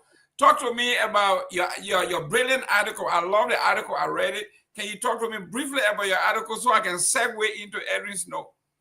All right, so we just summarize it. The article identified 3 persons in this porn game. 1, Bonsability. 2, CDC and Thomas Fowler. Of course, that includes Kofa. And then 3, Joseph Boakai and the Executive Mansion. We thought that it was a game that was being played. And with their ability, having strategically organized the Rule of Law Caucus as a means of putting up a legal resistance to Kofa's removal, we wonder as to whether there were other objectives, considering that in the height of that fight, Belete was reported to have negotiated with Jeremiah Kuhn that should there be a speaker election, Kuhn should direct the NEMA caucus to provide him the support. We thought that presented a contradiction, because how can the loudest voice against an illegal process be then quietly negotiating a pathway to benefit from that process if it turns? So we thought that the Rule of Law Caucus resistance, they held Kofa hostage. You cannot surrender. You cannot resign. No way. Until perhaps there was a possibility for a new election that we thought then Beletim and the rural of Koko could benefit from. So once those things were being seen, Beletim and the rural of Koko dropped the resistance. 2-3 days after they got amended from the court, you are right. You have won the case. Justice is within your hand. Bam! The root of law Koko, some of his members started to leave. Bam! A proposal was sent to Ellen. New elections. Here come Bwaka and his gang dishing up money, defying the court order, ensuring that Kofa is removed, but through all of the means except the legal path. So we summarize all of those and ask the question, was he a pawn between these different forces? But at the end of the day, we summarize our article to say, regardless of Belette's own ambition or the CDC's own inability as being alleged not to have effectively protected Kofa, Joseph Bwaka was the major player here. He orchestrated, he implemented, he ensured that our laws were violated. He changed the speaker. He effectively destroyed the independence of the third branch of government. I mean, just trying to summarize, but I would suggest that you take time out, read the article. It's on my page called Truth in Ink. We produce different articles on different topics daily. We are in collaboration with the Oracle newspaper. So I think that's right. But you go add, you get an article right in front of you. You can add up, you the moderator. I didn't want to go through to read the whole thing, but you can highlight different points that perhaps you think we could throw lights on. Great. We'll talk to that. Let's segue into the next topic here. We're coming back to that. It is Senator Edwin Melvin Snow Jr. announced a resolution in Liberia's House of Representatives to ECOWAS. Senator Snow Jr., who leads the Liberia delegation at ECOWAS Parliament, has addressed the regional body regarding the recent conflict within Liberia House of Representatives. In his communication, Senator Snow confirmed that the dispute had been peacefully and legally resolved. The tension in the legislative body garnered widespread attention, raising concerns over the stability of governance in the country. However, the situation has since normalized with the election of a new speaker, Richard Cohn. The pivotal change is expected to foster a more cooperative and productive environment within the House. This is Edwin Snow. The reason I'm segueing into this, there was an article written today by someone, a very great young man from Grand Bassa County by the name of Apollo Jackson. And he mentioned Edwin Snow. Edwin Snow is a politician who has no enemies but has no friends. He matches with anybody who is within the spectrum at a given time. This is Edwin Snow that was criticizing, going everywhere, criticizing Boykai and everything else. Now, all of a sudden, Edwin Snow is having tea with Joseph Boykai. He is now the biggest advocate for Richard Cohn at the parliament. He's telling them that everything. This is a guy who has no permanent friends, has no permanent enemies. He just go with the wind. Mr. Dr. Peabody, your cousin, Snow said, by your information, you're from Grand Bassa. Edwin Snow said he's coming home to Grand Bassa by extension of Riverside to run for the Senate. But this is a guy who the writers are saying he has no permanent friends. Don't think he's your friend, but he's not your enemy anyway. But he goes wherever he hangs his clothes. Like Kakula Kotoa, he hangs his clothes wherever the sun shines. Like the people. Look. The people. What do people say? They say in politics is interest, right? They say politics is you don't have a permanent friend in politics. That's right. So that and Snow is utilizing it right. You know, you got to. If Snow is friendly with every government, he's in there. He's making the enjoying every government. Snow can see a way out there in every government. So the thing is, there's no. If if you wait for Snow to God tell you that you got 100%, that's a waste of time because Snow is moving.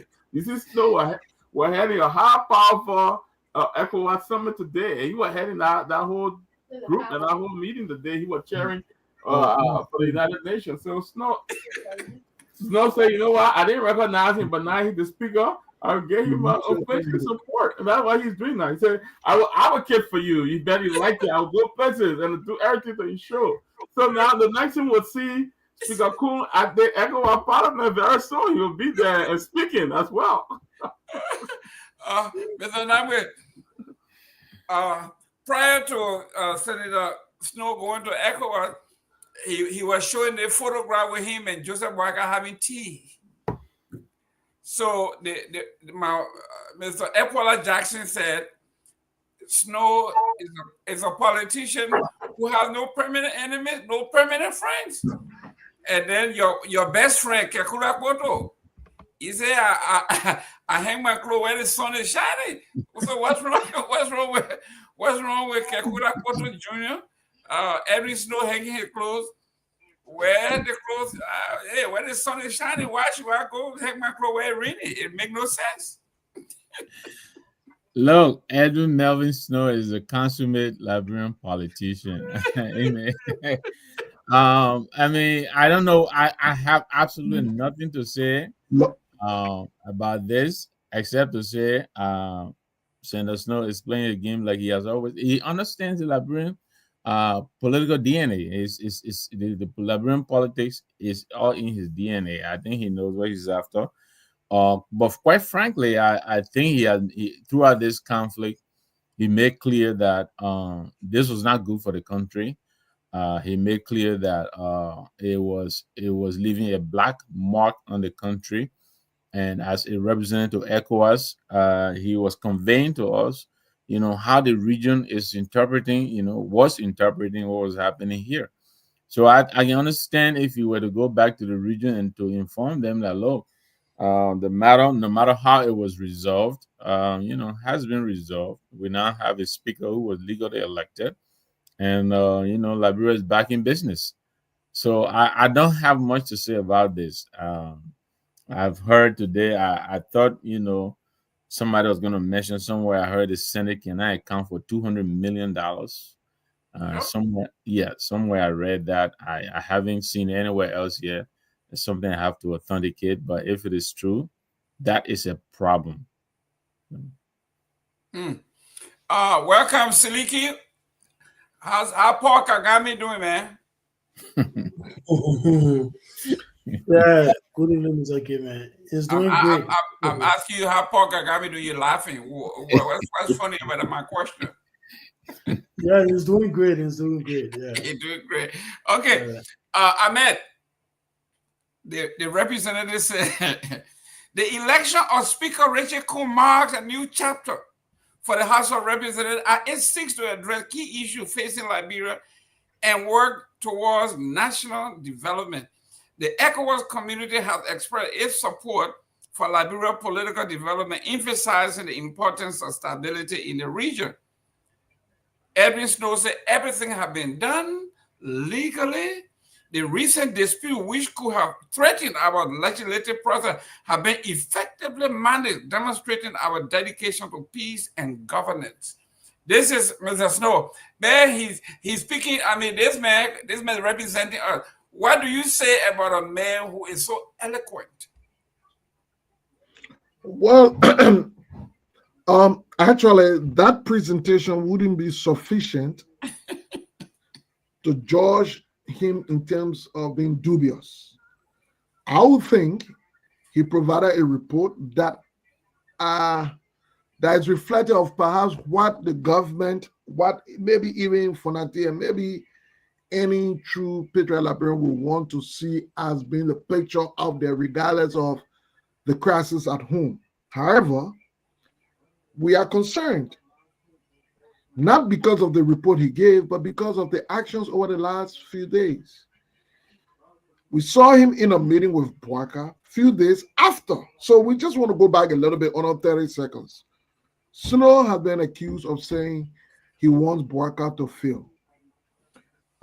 Having when that statement made viral, we heard Snow on the houses on the Senate chamber trying to clarify and justify his statement, or perhaps trying to roll back his statement, sounding much more apologetic. A day or two after, we saw Snow with Bwaka, quote-unquote, reconciliation. What that says to me is that all of Snow's strong voice, all of Snow's action, everything he might have done over the last few months was calculated to gain access to the presidency. As Milton Tiaje would say, we will throw the bazookas continuously until we have access. And when we do have access, what's the need of throwing the bazooka anymore? So, of course, it is the typical Liberian politician behavior. I think Snow never had any fundamental ideological difference with Bwaka. He always sought a path to hold a relationship. Because, remember, before this election, Bwaka has said, according to Snow, sent him a text, said, Melvin, you will pay for this. After he accused that Snow had taken some money from Wea to him, and then later on it became a public conversation. Bwaka, in response, texted Snow and said, Melvin, you will pay for this. Snow now recognized that Bwaka is a vindictive person. He wouldn't forgive. I think all along for the past month, Snow's goal was to see how he could reconcile that, how he could get back in the good graces of Bwaka. And he thought the best channel was to go a little high, was to be difficult. And of course, his friend and brother Jeremiah Kuhn, who could have been his vice president 2029 as per their plan, wanted that relationship to be solved. And today, Snow was able to solve that. I think he's good. Bringing it to perhaps the fourth president that Snow has again been in their good graces. That is MO. That's why he always wanted. Snow is not a politician who wants to take that revolutionary approach, who want to be against. Snow is a politician who wants to be on the table. If things are not good and they should be fixed, he wants to be part of the people sitting on the table to fix it and not out there. So, of course, it is Snow is only being Snow. Like one would say, a snake is a snake. So that's it. Snow is Snow. Siliki, here is Richard Nixon, one of the best orators of all time. And then again, Ronald Reagan, America has no permanent enemies or permanent friends or permanent interests. Here is a politician, Edwin Snow, whose interest is to be in the good graces of any president that comes. So what's wrong with him coming to Joseph Boakai now and Richard Coon and singing praises, telling the whole world that the best thing that ever happened to Liberia besides sliced bread or cornbread when you're from Orange Grove, it's not only cornbread, but Richard Coon and Joseph Boakai. What's wrong with that? Isn't that what politicians do? Look, again, good evening to everybody. So good to be here. And look, Mr. Game, I'm not a supporter of the ruling party or the president or even Senator Snow. But, I just want to ask my brother Sidiki, if today Joseph Boakai send you an invitation to meet with you, will you reject it because you are an opposition or critics to his government? No, I wouldn't. I believe nobody will want to reject an invitation from the president. And for me, I think this is something we should try to elevate from. I'm not saying, Snow is not a guy who always wants to align himself with people in power. That's not what I'm saying. Can I ask you a question too? No, I'm coming. Hold on. Let me end up, please. Let me end up. I just want to make a quick clarification. But this is what we Liberians do. We hold other people to certain standards, but when it comes to us, we don't set the same standards for ourselves. And most of the people who are criticizing Senator Snow, I don't know him, by the way. I don't know him apart from knowing him publicly that he's a senator, he's a politician in Liberia and all of that. And I don't support him. I believe he's part of the problem in Liberia, because of his long stay in the legislature, not being able to do what is needed for him to do, except migrating from one district or county to another. But I just wanted to set that record straight. But Mr. Gaming, you know, the very people who are criticizing him meeting President Parker, if they are given the same opportunity to go and sit with President Parker, they're not going to refuse or reject. They will definitely take advantage or do exactly what's not did to go and meet with him. If possible, they will even be defensive of the president more than Senator Snow. You know, and that's Liberia. For me, you know, I don't think that's a big deal. And, you know, as Mr. Kumis always, made this statement, you know, the kind of politics we expect, you know, politicians to always get involved with, that kind of opposition and, you know, harsh, you know, way of opposing to government. What have they done for us? You know, we do that all the time, but what is the result? You know, at the end of the day, you know, have they really given us any kind of good result that when you oppose a president or the ruling party and you don't even want to have a second thought of meeting that person, and as soon as you even thought of meeting the president, you are seen to be like somebody who want to compromise and all of that. For me, I don't think that's an issue, because at the end of the day, what is more expected from this administration is to live up to the promises they made to the Liberian people to do, you know, whether Snow supporting or not. If they are not meeting up to those promises they made to the Liberian people, definitely, you know, the Liberian people will hold them accountable. We are seeing a reality in Liberia. For me, that's just my own take on that. And lastly, before I close, you know, Silika was in the back, you know, watching the show. I hear you spoke about, you know, Musa ability, you know, and again, I'm not a member of Musa Party, you know, and I don't, you know, believe the CMC, you know, platform. I don't even know if they have a platform, you know, and by the way, I'm an opposition to that party. But I don't believe that, you know, Musa tried to get into a negotiation. That's an allegation. You don't have any proof on, you know, that you go and read an article, you know, mentioning that in your article that he entered a deal with Jeremiah Kun to get the support from the Nimba Legislative Caucus to make him speaker, and disregarding Musa's commitment to Funanti Kofa, you know, all the insult, the attack, you know, this man went through doing that crisis, and you disregard that. You just try to bring in something that is not, you know, factual. You don't have fact to prove that, and you just bring this up because, you know, because of your own, you know, perceived analysis of what of you. For me, I think it's unfair to Chairman Peletier. We should not be doing this, you know. And you read a whole article. I saw that thing, but I didn't read it like Mr. Gaiman, you know, mentioned that he went through it. You read a whole article about that thing, you know, and you come on the show say Musa entered a deal with Jeremiah Kun to give. And by the way, the Legislative Caucus of Nema County voted against Musa ability. So what will you say about that? So for me, I think when having a kind of conversation, let's do it out of sentiment because we don't support somebody, you know. And then what will you say about George Weah and the CDC? You know, how well they supported Funanti in the crisis more than Musa ability. You know, and you come to accuse him just like that. You don't have facts, no proof, nothing. And this is quite unfortunate. I'm a shot fire. Yeah, that's what I want to say. Thank you. I have to get Ahmed. Welcome, Mr. Garguah. Ahmed, the man, he didn't attack you, but he mentioned your name. Answer real fire. So I would tell the junior brother, when you come on these platforms and you want to engage, it is better to be informed. The fact that he had not read the article disqualifies him from discussing it effectively.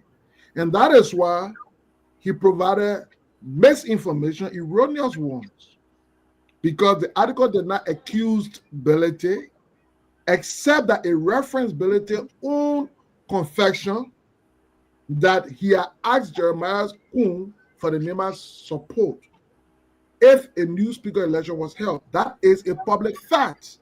Both Belete and Kun alluded to that fact. So is that something I made up? The article was not intended to denigrate Belete, but rather to expose the government's involvement in its ability to put up the different pieces in power. So I would suggest not to go back, read the article first. If you did, you wouldn't be saying that. So let's go to the issue about Snow. And just for full disclosure, myself, I had the chance. I flew with Madam Celine when I was CDC youth chairman, opposed to her. I flew with her. I collaborated with her at at some point in the interest of the country. On one of our first trips as president, she invited me on to give a united front of our country outside. When she started the lobby, we went to Nigeria, Paris, and all of those. We encouraged our standard bearer at the time, George, we have to accept the position as peace ambassador, but more so to have gone to the Dead River Conference to work along with the government. Those are different instances.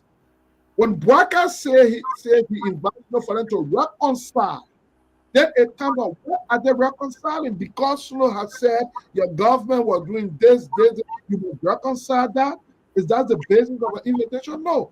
People of opposing view can meet to find common ground on the national interest. But to reconcile your view so that by tomorrow morning you now become a spokesman, no, it's a contradiction. So, for example, Mobake Molu is now leading a protest against Bwaka as a result of what he termed mismanagement, misgovernance. Tomorrow, Bwaka invites Molu. Day after tomorrow, Molu now become, Bwaka is the best government we've ever seen. When did he know that? It should be a concern we were raised. That is why we are saying this. No, we are not against opposition people. In fact, we believe that it should happen. There should be dialogue. People should engage. You should engage by presenting on the table what you think is the best platform for the country. Not tomorrow morning, just wake up without any change in situation, without any change in policy, without any change. You then wake up and become the spokesman of the government. And so then it raises concern. That is what we are saying. So, my GM brother, listen, when you come here to critique, do so from an informed background. Other than that, brother, you'll be crucified. Thank you. Let me just So I suggest again to you. Okay, guys. On that article thing, go back and read it. On the single thing, you can't cheat. I was going to based on a statement on the show. Let me make this a dialogue, Sneaky. Yeah, so that's it. Let me welcome Robert Garguah. How you doing there, Chief? Thank you, my senior brother. Thank you so much. Great to be back home. You are a fan of Edwin Snow. I can tell the way you're smiling, Robert Garguah. Oh, please, please. This is a very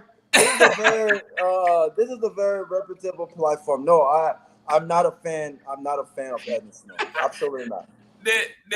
The senator have written a beautiful letter to ECOWAS expressing Liberia's satisfaction that we are now back to number one and the great graces.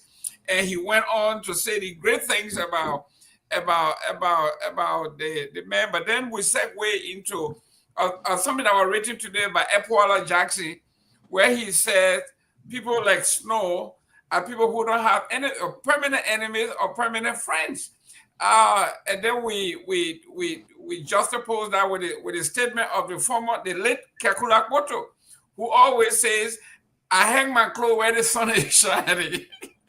Your take on Edwin Snow's, I mean, I don't know whether he's a chameleon or what is he, but he's smooth. The guy is, today he's hanging with Joseph White guy. I mean, he's drinking tea. He's not, talking good thing about Jeremiah Cone. What's going on here?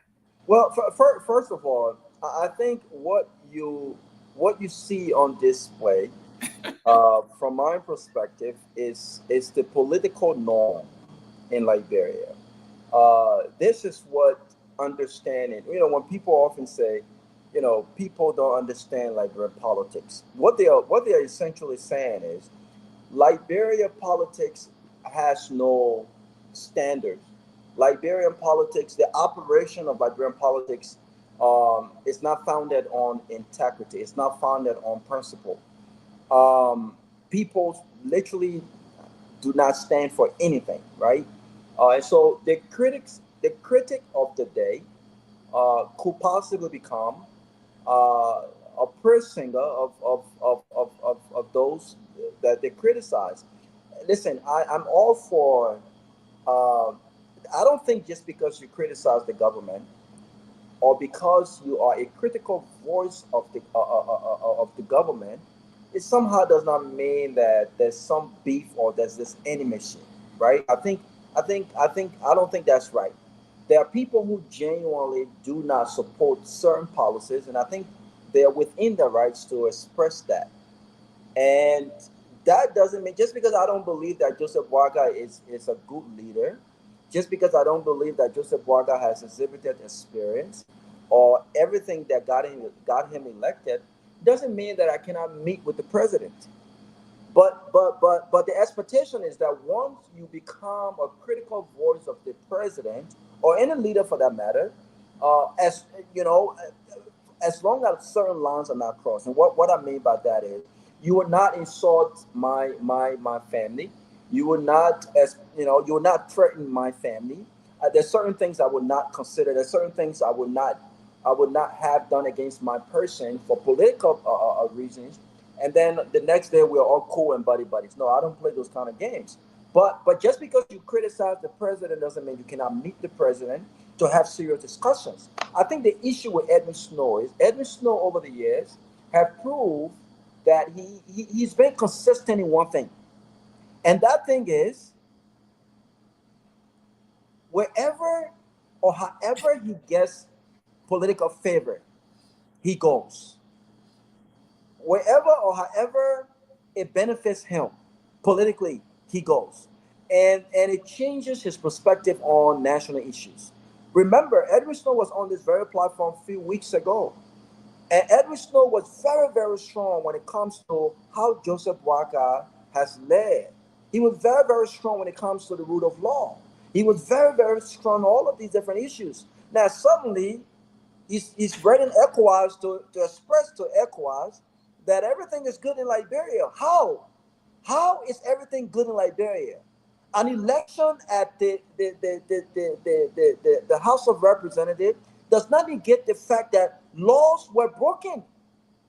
This government have ignored the ruling of the Supreme Court. Let's not forget that. The Supreme Court ruling were ignored by this government. In fact, I believe Kofa was forced into this resignation. The rule of law was not followed. Due process was still not given to Kofa. Let's not forget that. Let's not forget that. And so to say that everything is not good, specifically, I'm not even going to go to all the other issues when it comes to the economy, when it comes to security, all of these issues. But when it comes to the rule of law and what we have experienced over the past few months, to say everything is not good only because you met with the president, not even knowing the details of the conversation, I'm not against Edwin Snow meeting with the president. I'm not against anyone meeting with the president. Listen, I could meet with Joseph Boakai today. But if I were to meet with Joseph Boakai today, it's not to come the next day and say, you know what? Because I met with the president, so everything, all of the issues that I had with his leadership has now been resolved. No, my conversation with the president will be similar to the one in public. Mr. President, you failed the Liberian people. Mr. President, you have not led. Mr. President, you have not shown experience. I will be honest with the president. These are not things that happen in meetings with leaders. People who are the louder voices, once they meet with these leaders, they become the softest voices in public space. And you know exactly what's happening. And so I have no quarrels, I have no issue with Edwin Snow meeting with Joseph Boakai. My issue with Edwin Snow and others is a reflection of the political norm in our country. Once they have access to the president, everything is good. Once they do not have access to the president, everything is bad. So their perspective about, how the president is doing has nothing to do with the true reflection of the day-to-day livelihood of the Liberian people, those they represent. It's not better. It's better in itself. It's about self. He's good now. Everything is good now. ECOWAS no longer have to come to Liberia. No, there's no issue no more because Edwin Snow now have access to the president. This is the reality. This is not just Edwin Snow. I'll give.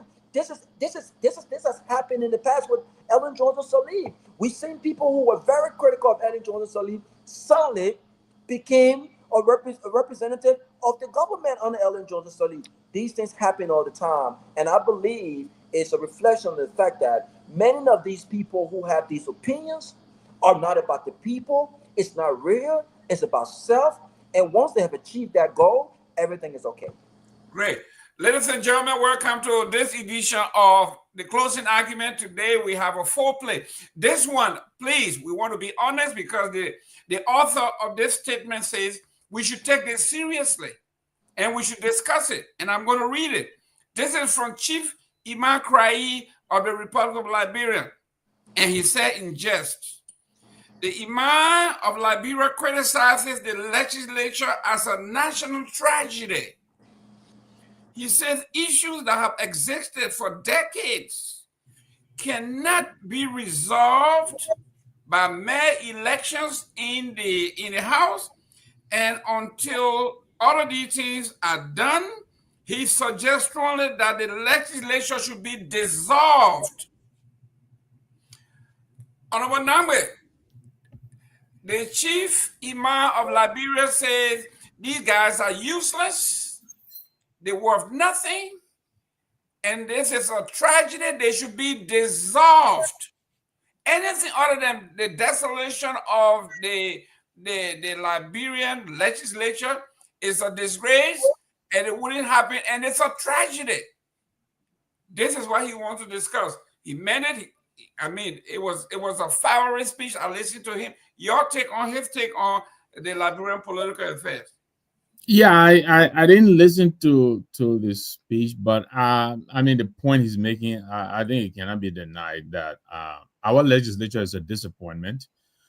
Yes, my current political leader of the CMC is in there, and I'm hoping, he's going to be one of the voices of reason to come, to help and clean up what is in there.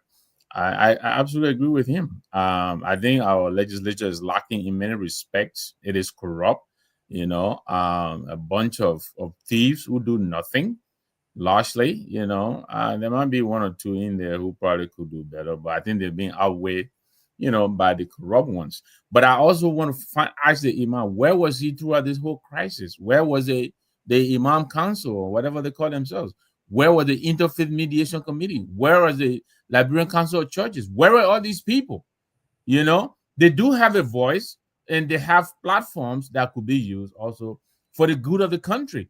How is it now that when this thing is considered resolved, and now he's coming out with a powerful statement? I think it's belittled. He can use his platform. He has, a concrete or whatever we call our Muslim brothers who go to the mosque. He can use that mosque to educate our people on who not to elect. He can do that. He can help us there.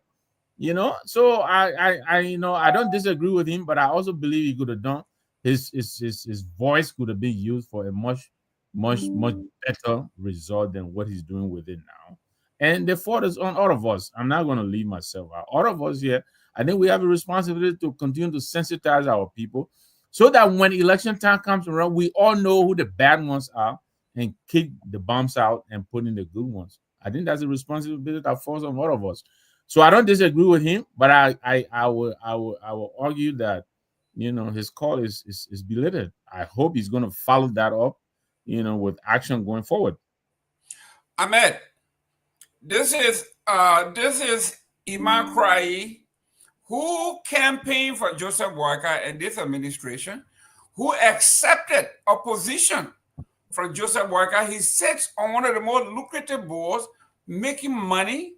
And then he comes here and grandstand. I would call it grandstanding because he is part of the problem. He is benefiting from the loot. Now you want to dissolve. Remember, he didn't touch the executive. He said the legislative body because it was the executive that appointed him, that paid him. Like Namwe said, where has he been? All this. Now he wants to dissolve the legislature. Your take on Imam Krayi? Well, of course, the absence of that critical voice that was loud in the past 6 years leave room for one to ask where he was over the last 8 months. That is obvious. Krayi's voice was one of those voices of reasoning. Of course, we didn't like it then as a member of the CDC then, but it was those voices that highlighted how our society could be better. And now to see that he was absent, only to hear him say one or two things. Perhaps there is quote unquote fire in the hole there, or he might come back in a few days to provide clarification as to what he meant. Because obviously that would not sit well with those people with whom he now sit as a board member. But true to his statement, the legislature has become a disappointment. I mean, it cannot be more emphasized when the speaker himself says publicly, I am a regime speaker, a fundamental betrayal of the Constitution that says we must have separation of power, check and balance. Like I said, Wednesday I will come up with an article in that direction. But here is the fact. Eventually, whether it is Clay, whether it is the chairman of United Party, or whoever, eventually the truth will press the conscience of everybody that you have to say some statement, maybe sometimes unconsciously we're all doing, because the reality is there. Like in an article that comes out tomorrow about Bouaka, with 40 years of experience, I would think nobody thought that we could be making or seeing these kind of mistakes that we see every day. So disappointment was set in. No matter how you love the government, no matter how perhaps you were against what we was doing and wanted something new, you wanted Bouaka, but as you go to bed every day and you see these things, your conscience will continue to disturb you. That sometimes when the mark come in front of you, you just start talking before you realize you go off the political, the passing straight, and you blunder. So Kai only mention what is the obvious, but of course it does not erase the fact, as Mr. Nangwe said, where was that voice? That voice that was prevalent, that was relevant, that was present 8 months ago. Where was that voice? Real quick. He said the truth. Yeah, before I go to Siliki and then Garguah, I got a speaker on the line. I want to make a quick point. Your name and where you calling from? Yeah, hello? Yes, go ahead. Your name and where you calling from? Yeah, thank you. I'm Pewee, Sylvester here. I just thought to quickly make this point about what the TV man said about the solution of the legislature, if you will. I think it's quite unfortunate for the imam to say that, and we agree that religious voices are very reasonable in our democracy, but the imam should understand first and foremost, to dissolve the legislature is tantamount to dissolving the entire government. I want you to remind him that we are in a constitutional democracy. So to come out and say you want to dissolve one branch is tantamount of dissolving the entire government, the government of which he serves. So that's a disservice, and I think he didn't read well before coming out with this statement. It's quite unfortunate for him not to not do his research and come out with this kind of statement here. But yeah, what I was saying, we agree that it's a disappointment, but we do have a constitutional democracy, and the very Bible and the Quran also instructed us to respect our government. So in an attempt to abrogate the Constitution is treasonable, and the Imam himself trying to commit treason here, to dissolve a constituted authority, which authority was instituted by the people. And that itself, in a way he wanted to be done, is not a good thing, and will be dissolving the entire government of our constituted. I mean, he's trying to, you wrote the very thing that he preaches day to day, and the rest of that. But I think there's a mistake on the part of the TV man. He will have to go back to understand, to say dissolve. Or probably even if you're trying to say don't elect them 2029, he will have to come and make some clarification. But I thought he already slipped big time this time around.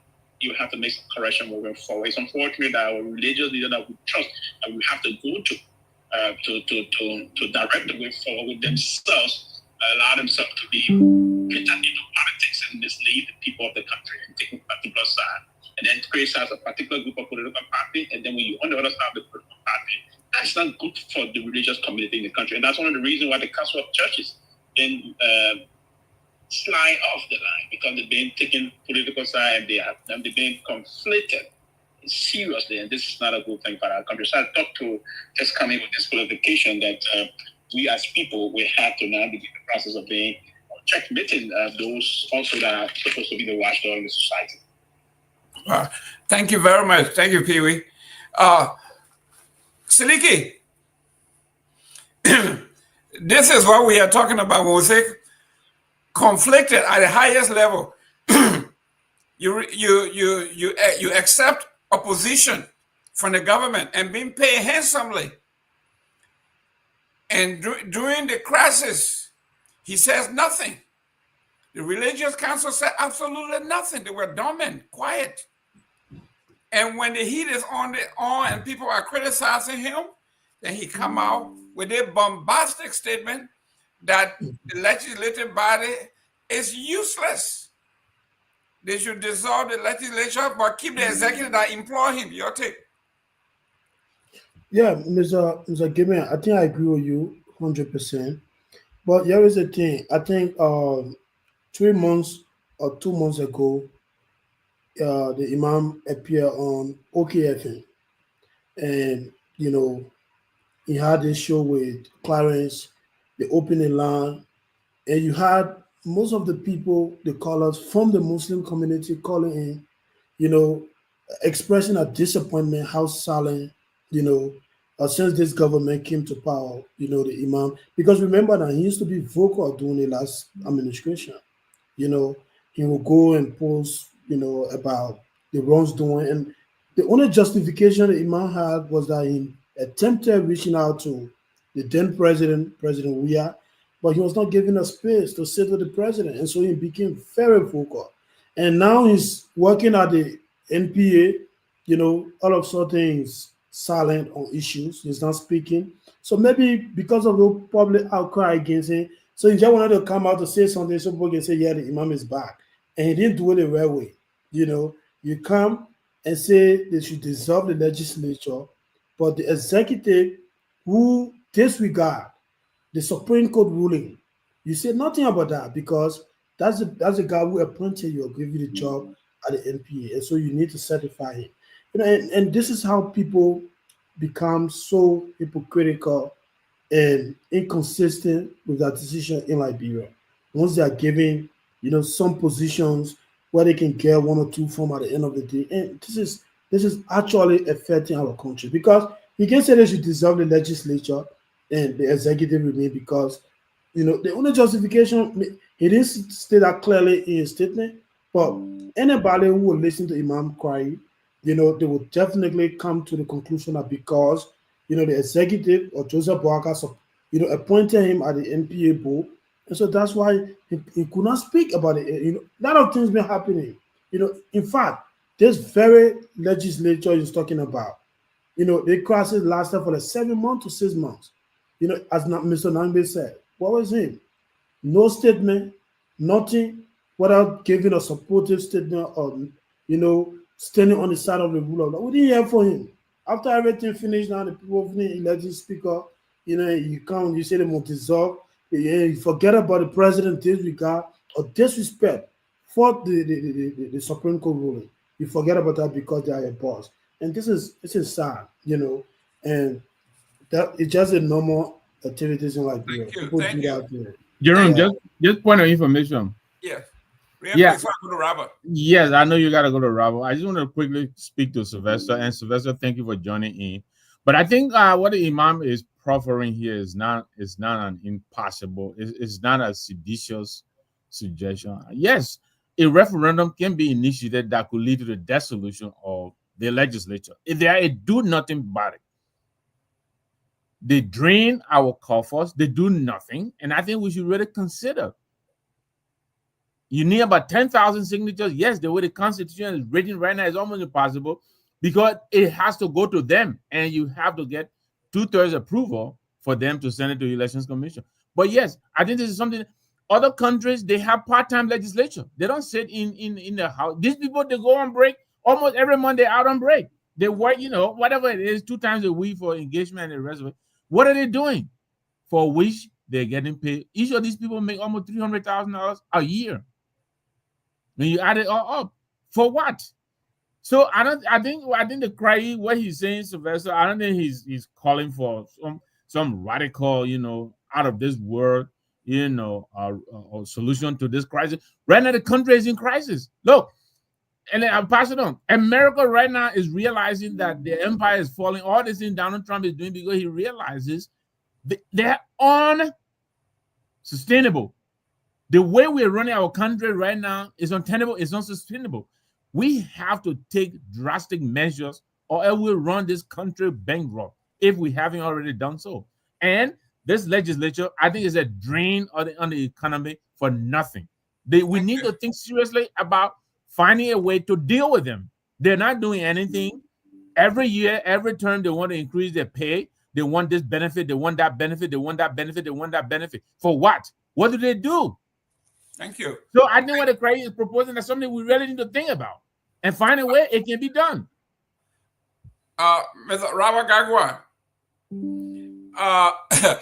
Mr. Namwe saying the legislature is a drain.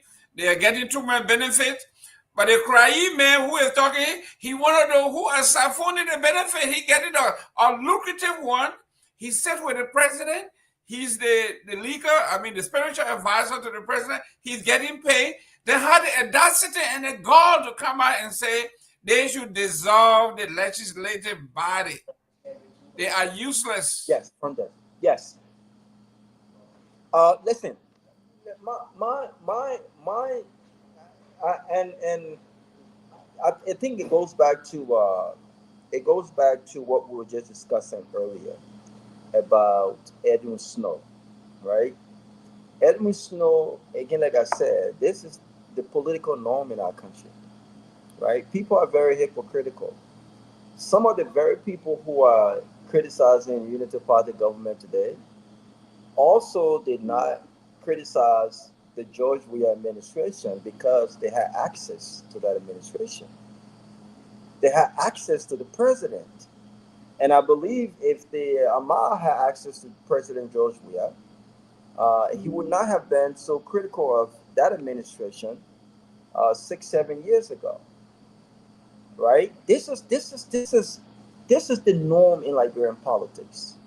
The norm is that because Ahmed is my friend, and so I'm supposed to turn a blind eye when he does something in the public space that I will be so critical of if it was someone else who I do not have access to. This is the issue in Liberia politics. And so I don't want to give this man, I don't want to sound like I'm backing what he's saying, but if Edwin Snow can do it, why not the Amar? Why shouldn't he? Why should he criticize the government that he's a beneficiary of? He benefits from the government. I mean, he's been fed from the government. He's tongue. He really wants to talk, but he's picking and choosing what to talk about. He really wants to criticize, but he's picking and choosing which branch of government to criticize, and he goes for the legislative branch of government because he benefits nothing from that branch of government. I mean, come on, it's no brainer. Do you expect him to go after Joseph Boakai incompetence? The rate is a 200 LD per dollar. I remember a year or two ago, Unity Party were outraged when the rate went this high. Almost 18 months into this administration, we are not having any serious conversation, policy-related conversation about, are we doing better? Is the economy doing better now under this administration than it did under the George Weah and Summer 2 administration? Absolutely no. We are not having these conversations. But the very people who were outraged when the exchange rate was at 200 to $1 under George Weah administration, They are muted today. You know why? Because it's happening under their watches. It's happening under their watches. And guess what? If George Weah got elected in 2029, some of the very voices that you see on national radio today criticizing Joseph Boakai, you would expect them to be muted too.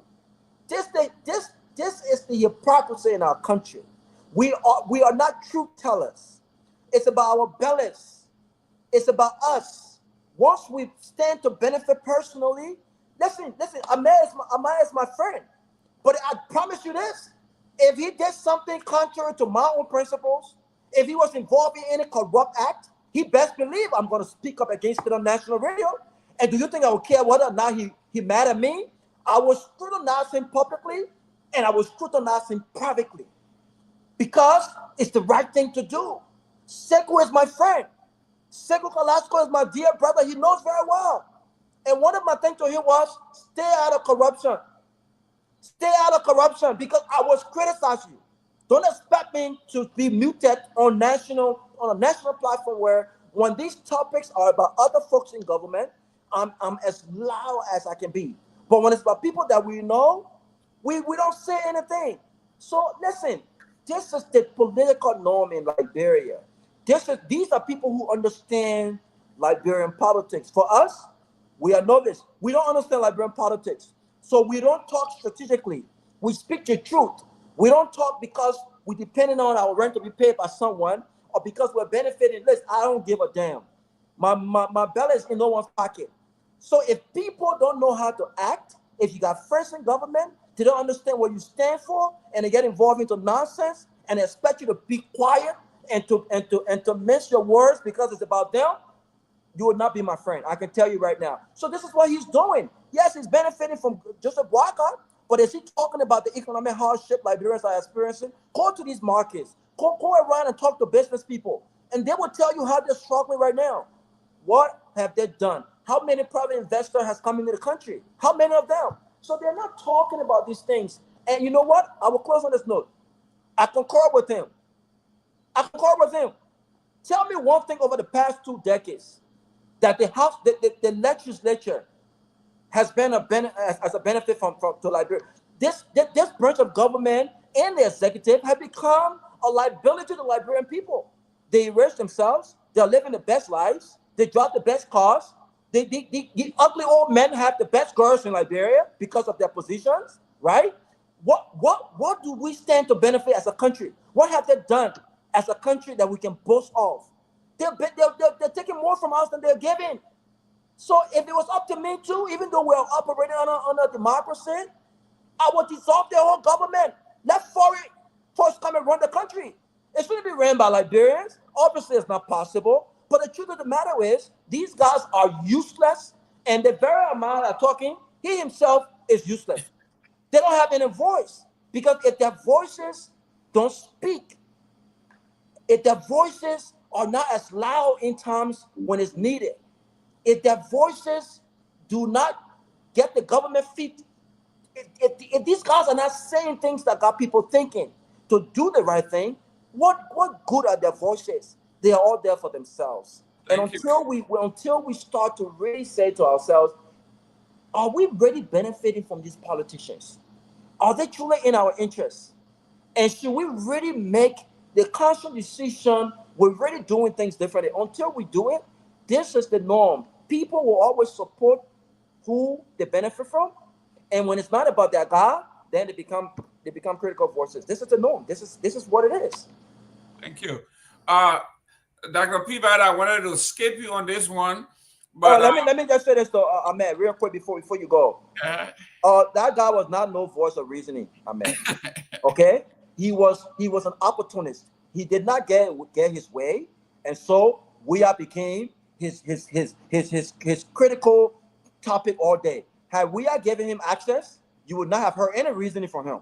This is exactly what Boakai has afforded him, which is the reason why there is no more reason for him. And I cannot fault you on that, because now that he has shown this is sufficient to say, like the usual political process, sink your way in. That's why you been. I mean, of course, you I can't fight you on that. I can't. Dr. Peabody, I wanted to escape you, but you in the trap. I know you part of the fraternity. You're religious people. You don't criticize each other. But this one here, do you want it? Like, are you supporting the dissolution of the legislature? Look, man, I think they should dissolve that imam position. I think that would be more important. You know, they should dissolve his. I don't know. You know, they should shots fired. You are calling shots fired. Is that an actual position though? Yes. Yeah. It's an actual position. Yeah, he's the chief imam of all the imams in Liberia. Yeah, but it's not a government position. It's a No, it's a religious position, but the position he holds, he's a member of the lucrative board of directors for the Port Authority. And but you don't have to be on that board if the president don't deem fit to appoint you. He also he also have his fellow tribal men at the manager of the National Port Authority.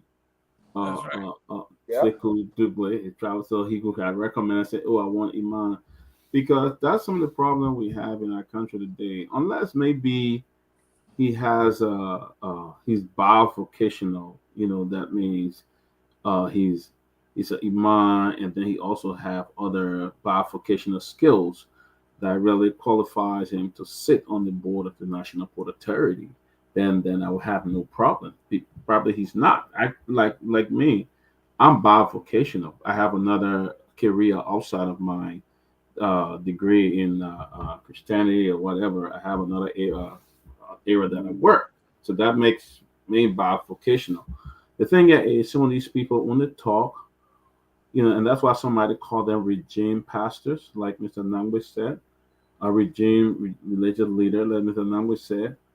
They only want to come there and talk when the offering plate is heavy from these government officials, or you have some top government official who's a member in the church and come there every day and giving these high offering plates. They will not see any reason to speak against the rule of law, injustices, and all of that. They will not do it. And as a religious leader, that's what they should be doing. You know, Jesus Christ spoke for the poor. He spoke against injustices and all of that. But the one we got in Liberia, they don't. You go up to that boy. I show up to one of these churches today. The pastor will preach a whole a loving sermon. God bless you. We pray for you. Or he's the man that God have ordained to lead this country, and will never say a word about his violation and ignorance of the law. That's the kind of leadership we have. We saw what happened with Fanati Kofa. You have religious leader calling him to resign only because they wanted to support Boaka. He gave them money and stuff like that. So Liberia is a country that even the religious leader, we can't even trust them much. The only person we can talk about in our country, maybe who I've already spoken of, is Reverend Cottle Brown. He has been. Why if Chief Kafuma Cunning was living today or around, he will speak against the injustices that we talk about in our country today. Today, some of our imams have become regime imams. They're not speaking against the rule of law in our country. And that's why I salute and still applaud Gala Chief Kafuma Cunning. Those were people who stood up against leaders who tried to do things in our country, and they stood up. But we don't see them today. They only go on the side with somebody who they support. You know, like they're offering not many people not giving too much in the church. So the pastor turned to the government official who would give them the offering and tithes. That's what happened in that country. You know. Great. Ladies and gentlemen, share this show. I'm reading your comment. My cousin, Ubantro, I see you. This one here, you know, after we got so serious, you got to loosen up a little bit. You're loosen up. Let put some fun into this. This one, I don't know whether a comedian wrote this script, but I will bring it out anyway, and I will start with Siliki. You are not spoken for a while. Joseph Walker wants appointed official of frequent travels. They are traveling. Joseph Walker wants appointed official of frequent travel without proper notification, call for accountability in allocation and usage of foreign funds to travel. Siliki, Joseph Boakai, who have never left the country, says it's not fair for you to just be flying all over the place, like your private money. This is government money. Y'all gotta be accountable. You can't just fly, man. You can't do that. This is not fair. Joseph Boakai wants appointed official of frequent travels. Frequent travels, man. Siliki, why did you travel to Rwanda? Go ahead. You should loosen up a little bit. Go ahead. Yeah, I think somebody don't mute that. I'm hearing myself. Okay, good. So I think this is a complete joke, and they do this all the time. To make it look like I see them today. In fact, they say they're having a cabinet retreat at the executive mansion to, focus on resources mobilization to fight the so-called arrest agenda and all that nonsense. But it's a joke, Mr. Gaiman. This president, he said, I'm an old man. When I come to power, I'm not really, ambitious for, to live a kind of lavish style George was living. So you give me the opportunity. I just want to set the country on stage, that kind of BM rhetorics and all of that. And the Liberian people fell for it. They make him president. And the next thing they made did, he go and buy $1 million car and sit down inside. He said because he want to protect himself. And every time he come on the media and say, this country will fight corruption, will do this, and all those kind of, and they say those every day. They're making all those statements to the media, but they don't mean what they say, Mr. Gaiman. And I just wish the Liberian people can stand up to these people and say, you know what, enough is enough. Do what you say you will do, and stop giving us talk. I don't even get it. You come and say, oh, Joseph Boakai restricted. This is the same Joseph Boakai who say he suspended, 4,000 plus government officials for not declaring assets. And we didn't even hear any update whether a lot of people declare that assets or not. And you make a statement, say, oh, we wanted everybody to not travel. You come up, you make a statement, say, oh, right now we're not focusing on 2029. And so if your focus is 2029, you got to get out of the way. But your vice president went to Nema and was politically involved with the by-election in Nema. Only because he had an ambition in 2020 for 2029 rather. And you have no problem with that. Even your ministers, appointees, and all the people. And right now, as we speak, most of the government or how they call it, ministries here, their own class reloaded. They've rebranded that show now. They go there and misinform the Liberian people. And you just lying every day, lying to the people. I will do this. You can't do this in my government. And in reality, this is not what you meant. You don't even seem to be a president that actually want to do something to change the narrative. More than a year, Mr. Gaiman, almost 2 years in office. Those guys have not been able. You say you are educated, you're the most experienced president. But look, somebody told me something I will end on this, Mr. Gaiman. A big brother of mine doing the election, he said, look, Siliki, most of the people who call themselves big shot, politicians, they are well known and all of that, they know Liberian politics. The moment they cross the Rabat International Airport, they become nobody. Nobody know them. Ordinary men like you and myself. But when they come in Liberia, and this is what Joseph Boakai showing to us. He said he's the most experienced guy and all of that. One company can come to Liberia to give the Liberian people a job. Nothing. They don't even know how it works because the first thing they made disrespecting the Supreme Court ruling. So which only investor will even trust, that kind of country and go there and invest that money? When you say you get 1%. The legacy is about 0.00%, but we'll continue to talk. It's a scam, Mr. Gaiman. All I think we're talking about is a scam. Nothing serious about it. Thank you, Mr. Namwe. You can double up. We got about 20 minutes here. We have here the government of Liberia again announced today from the cabinet meeting the government expansion of water supply in Greater Monrovia with over 2,500 people to benefit. Yet more Adina Style. Mr. Namwe, this is your friend, your good friend, Mo Ali. The problem he's having in Bapolu and Lofa They chasing him out of there because of what he said he did there. There's no water, there's nothing. He not come with a scene scam in Monrovia. He said 2,500 households will benefit from the new water system he's bringing, or that he brought already. Your take on it. So let me just say this. Apparently, the government is not taking its own advice. When we met with the president on the 20th of April, one of the things he said to us, among many things, was that I think Turkish Airway or something. There was another airway that was offering to join Air Ethiopia, and all these airlines come to Monrovia. And what he said, because he said the airport people were clamoring and telling him to bring more people, and he said to them, well, before we expand, why don't we manage what we have properly, more efficiently, and then we can expand? This sounds to me like what the president was speaking against. You have the bubble, the bubble situation you're describing. There is, currently there's so much complaints are coming out. From what I heard, apparently most started very well, but it looks like I don't know, maybe if it is success may have gotten to his head or whatever it is, but it is not appearing that it is becoming more difficult to manage more efficiently what they have, and yet now they're trying to expand. How does that make sense?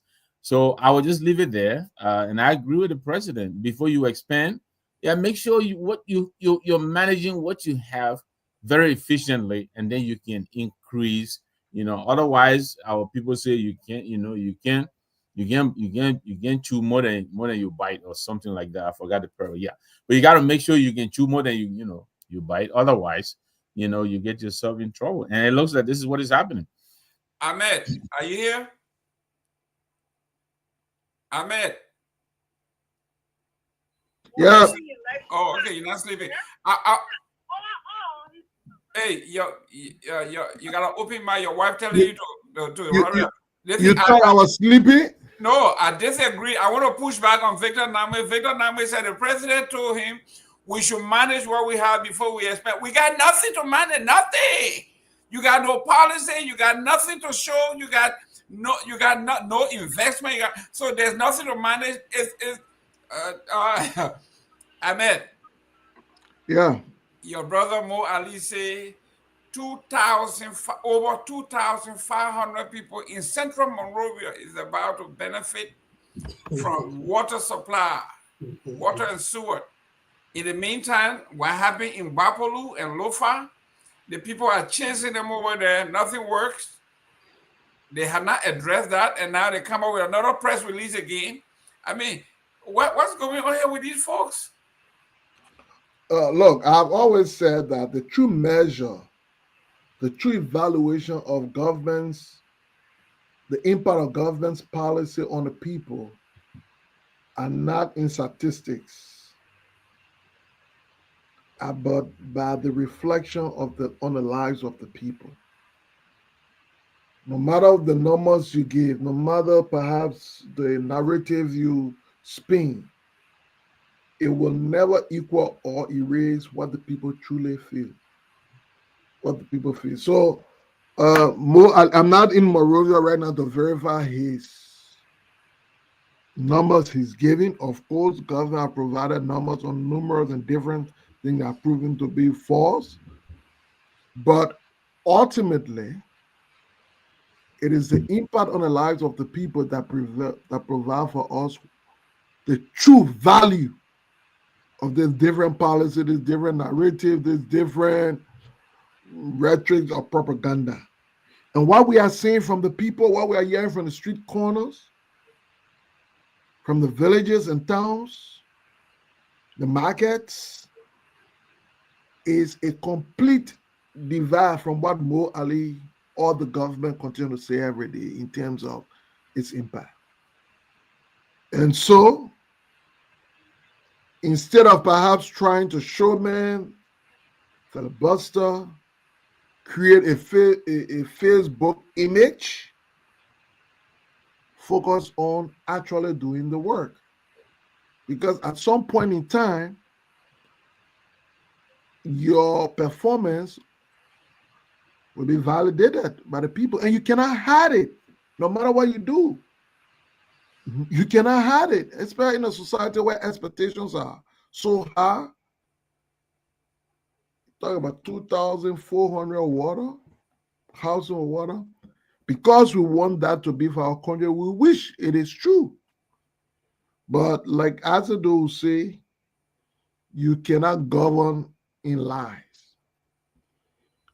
If 2,000 or more households, 2005, over 2005, he says, they're connected with water, then we can see.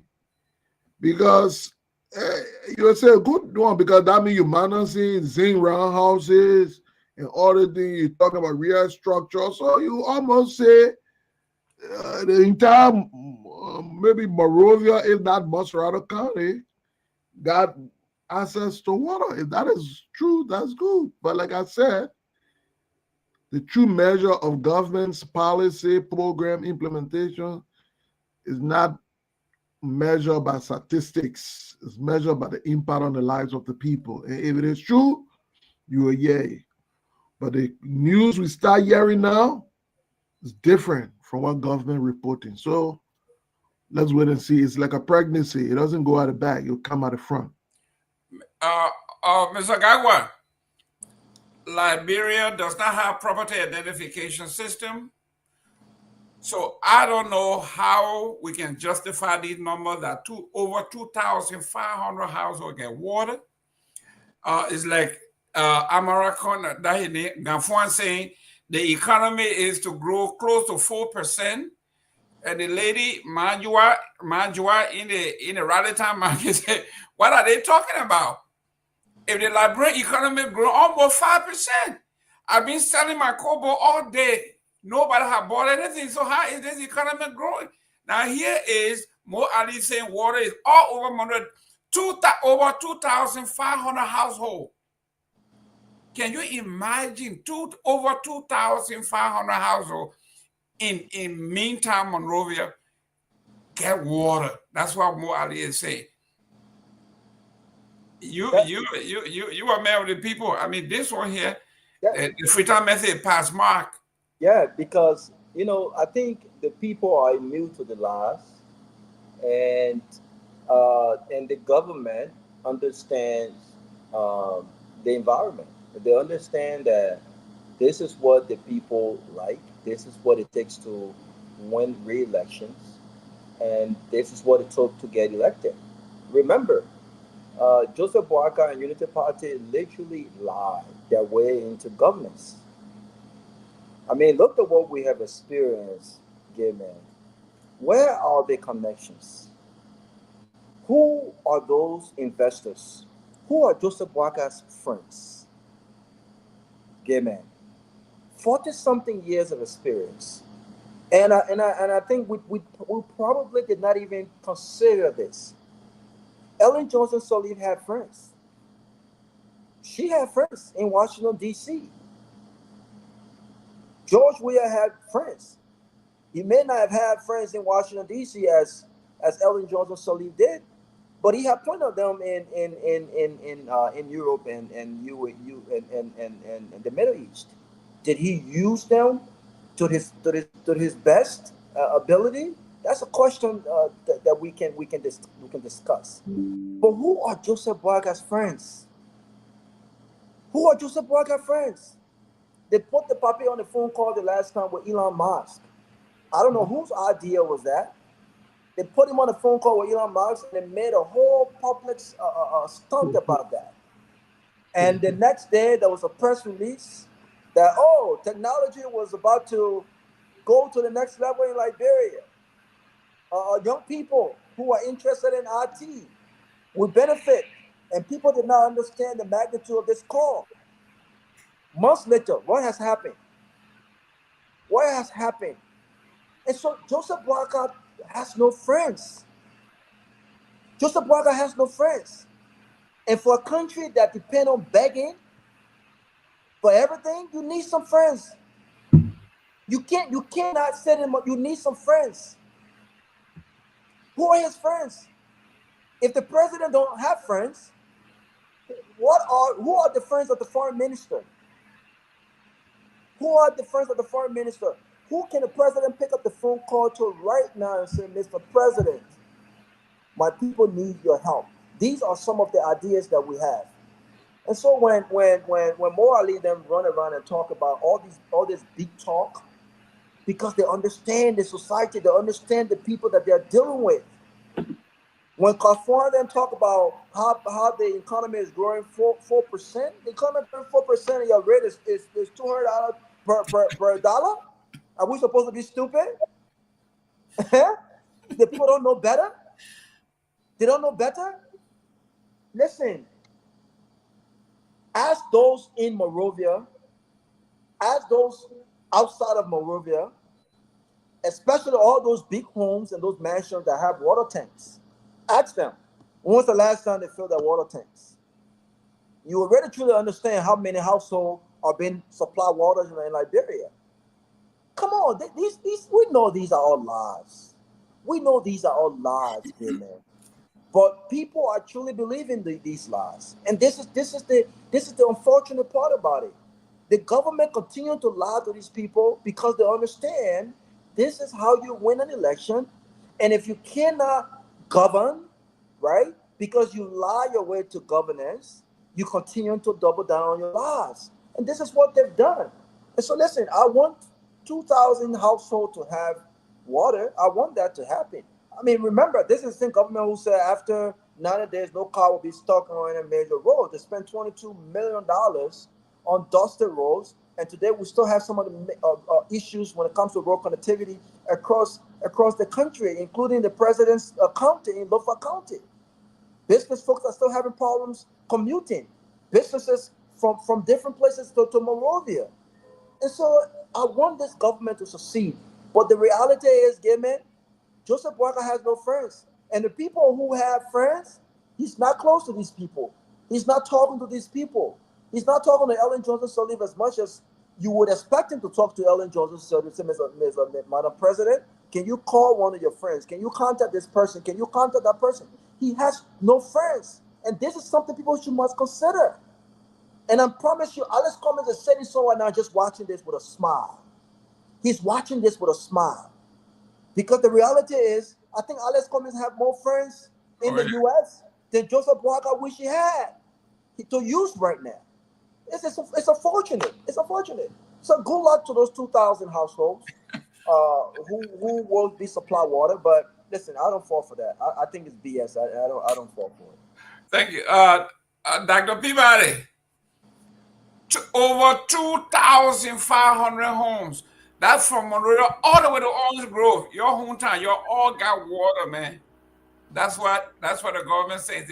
Over, not 2,005, over 2,500 households in Monrovia are going to get water or got water. Wow. Your take on, we like I said, we don't have any numbering system. We don't have any means of measuring homes. We don't know where the houses are. We don't know where the families are. But over 2,500 homes in central Monrovia. Just imagine the joy on the faces of our poor people. Your take, sir? You know, before I come with the guild, man, I just want to real quickly emphasize something you talk about. The president frown on Liberians for traveling. Look, you don't take these things. Just joke. Too much joke in our country. Right now, you have almost all the superintendents in Nigeria for training. Okay, all the superintendent of the counties in Liberia, they are in Nigeria. Unfortunately, Liberia is not too good to have a staff development now. You're carrying it to Nigeria for superintendents to have meetings and to have training, and you're paying their way. There are a lot of government officials out of the country right now. So I think we need to stop joking. The president just get out and say things. Anything that get to his mind, come to mind, he just say it. But again, if they are building $2,500, 2,500 wells, hand pump, water for every home, 2,500 homes, then the whole Maria shouldn't worry again. We got water all over. If they don't need to worry about water in that country again, everything will be fine. But our people rejoice in lying to each other, and the Liberian people graciously receive the lie and run on the street. Oh yeah, the government doing well. People will argue. hey man, Mo Ali, keep doing what you're doing. You know, the Liberian people who are there, who are going through the problem, she'll be the one to come up, and talk. But unfortunately, how can you get water to 2,500 homes in that country when you still have truck going from place to place and people going to get water from those trucks in Monrovia? Right in the city, the capital city of Liberia, you still got water trucks. People still holding water in the gallons and rolling into homes and other places. So 2,500 gallons is not a joke. That's a lot. Hey, kudos, Mo Ali. If you can get it there, that's kudos. Mr. Gimme, I will come in 1 second. This Mo Ali guy, this is the same guy that went to court to win that fake, lawsuit and file against Mr. Cummings about fingering document. This guy went to court and said, he looked in the eyes of Mr. Cummings and said, Mr. Cummings fingered the document. And the people said, okay, since you said the man fingered document, come and swear. This guy deliberately rejected his own religion. Yeah. He said, I'm not Muslim, I'm not Christian. And guess what? We're in the holy month of Ramadan. The next Friday, this guy was spotted at a mosque on Friday praying to the mosque after rejecting his own religion. Just because he expected to be in government today. That's the Mo Ali right there. And some Liberian people, they not care. They may come and talk. And one of the partisans the last time, the guy was angry. The guy coming on a Mo Ali post, say, I'm regretting my vote. And Mo Ali said, go and enjoy your vote. You see? So Mo Ali is a professional liar. He lied too much. The guy rejected his own religion. That's the worst crime anybody can commit because the same man who was putting himself in situation he could not handle. Well, ladies and gentlemen, we have come to the end of our show here. We have promised that by 8:30 we gave our guys on the ground a break. Honorable Gay, I'm sorry you came in at the end, so we'll begin with you to give your closing argument. How can a man get closing when he had no Hey, listen, we all are given an opportunity from 5 to be here. I saw something today that was a national issue, and I just in your closing, you got 2 minutes. Yeah. First of all, guys, sorry I came late. I was being busy at work, still at work. But today. And it goes right back to the same lies you guys were talking about, right? So the commissioner designate for the post of LDEA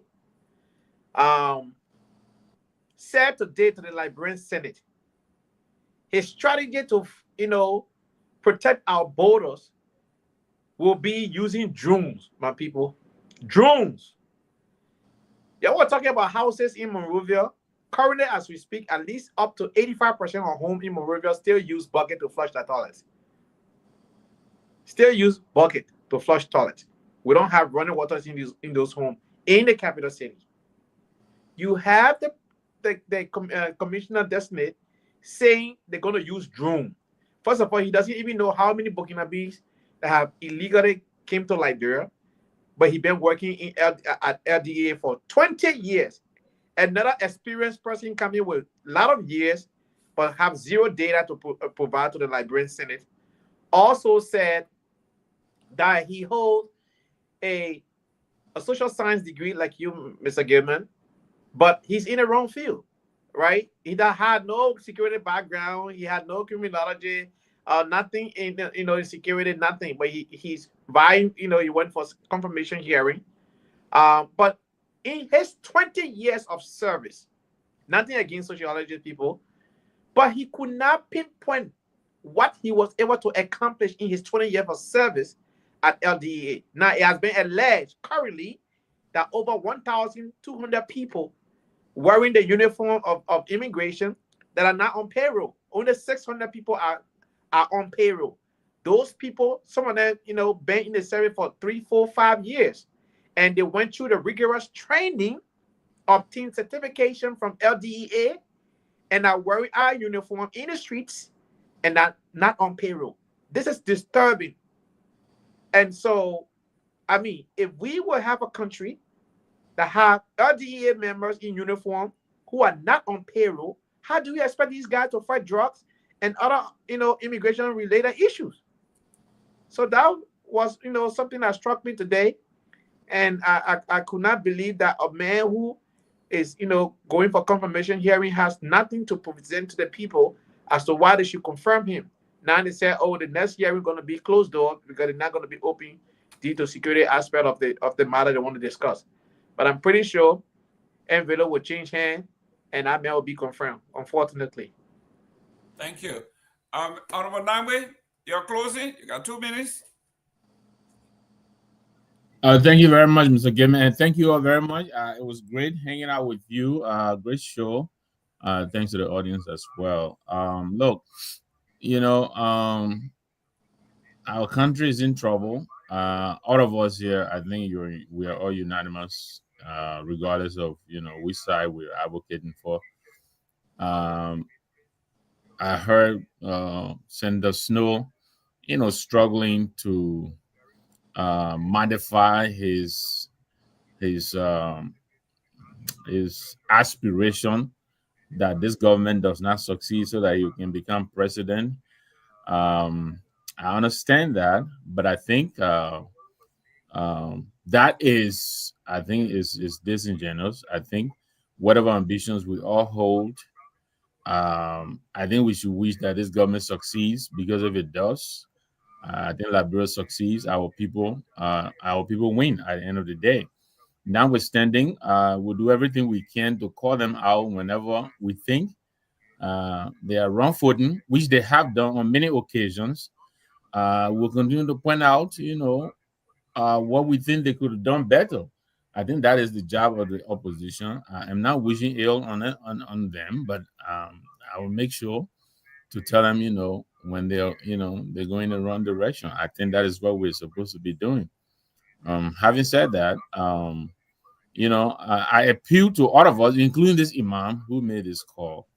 I think we should join our voices and let it be known that we're not happy, we're dissatisfied, we don't like this, we don't like that, and I am sure this government eventually will take notice and listen.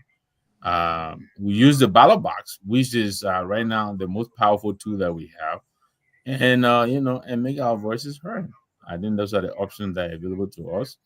Finally, I really think we should look into what is required to get rid of this legislature as it is. If this current if the way this legislature is functioning, it continues to function in this way, it is working against the interests of the people. It's just working for the 103 people in there. I think we should do something about removing the bunch. They're not doing the country any good. They're not, as they're working. They're not. A bunch of selfish, do-nothing people, bunch of greedy people get in there, and they're all about themselves. I mean, where are the laws that the 54th or 53rd or whatever, what meaningful law have they passed? So I think we should really consider this and seriously and see what the process is. I'm sure it is possible. But thank you very much for the show. It was great hanging out with you guys. I got to jump out because I have another meeting going on here. Sure. Siliki. Yeah, I think it was a great show. Just a quick, update.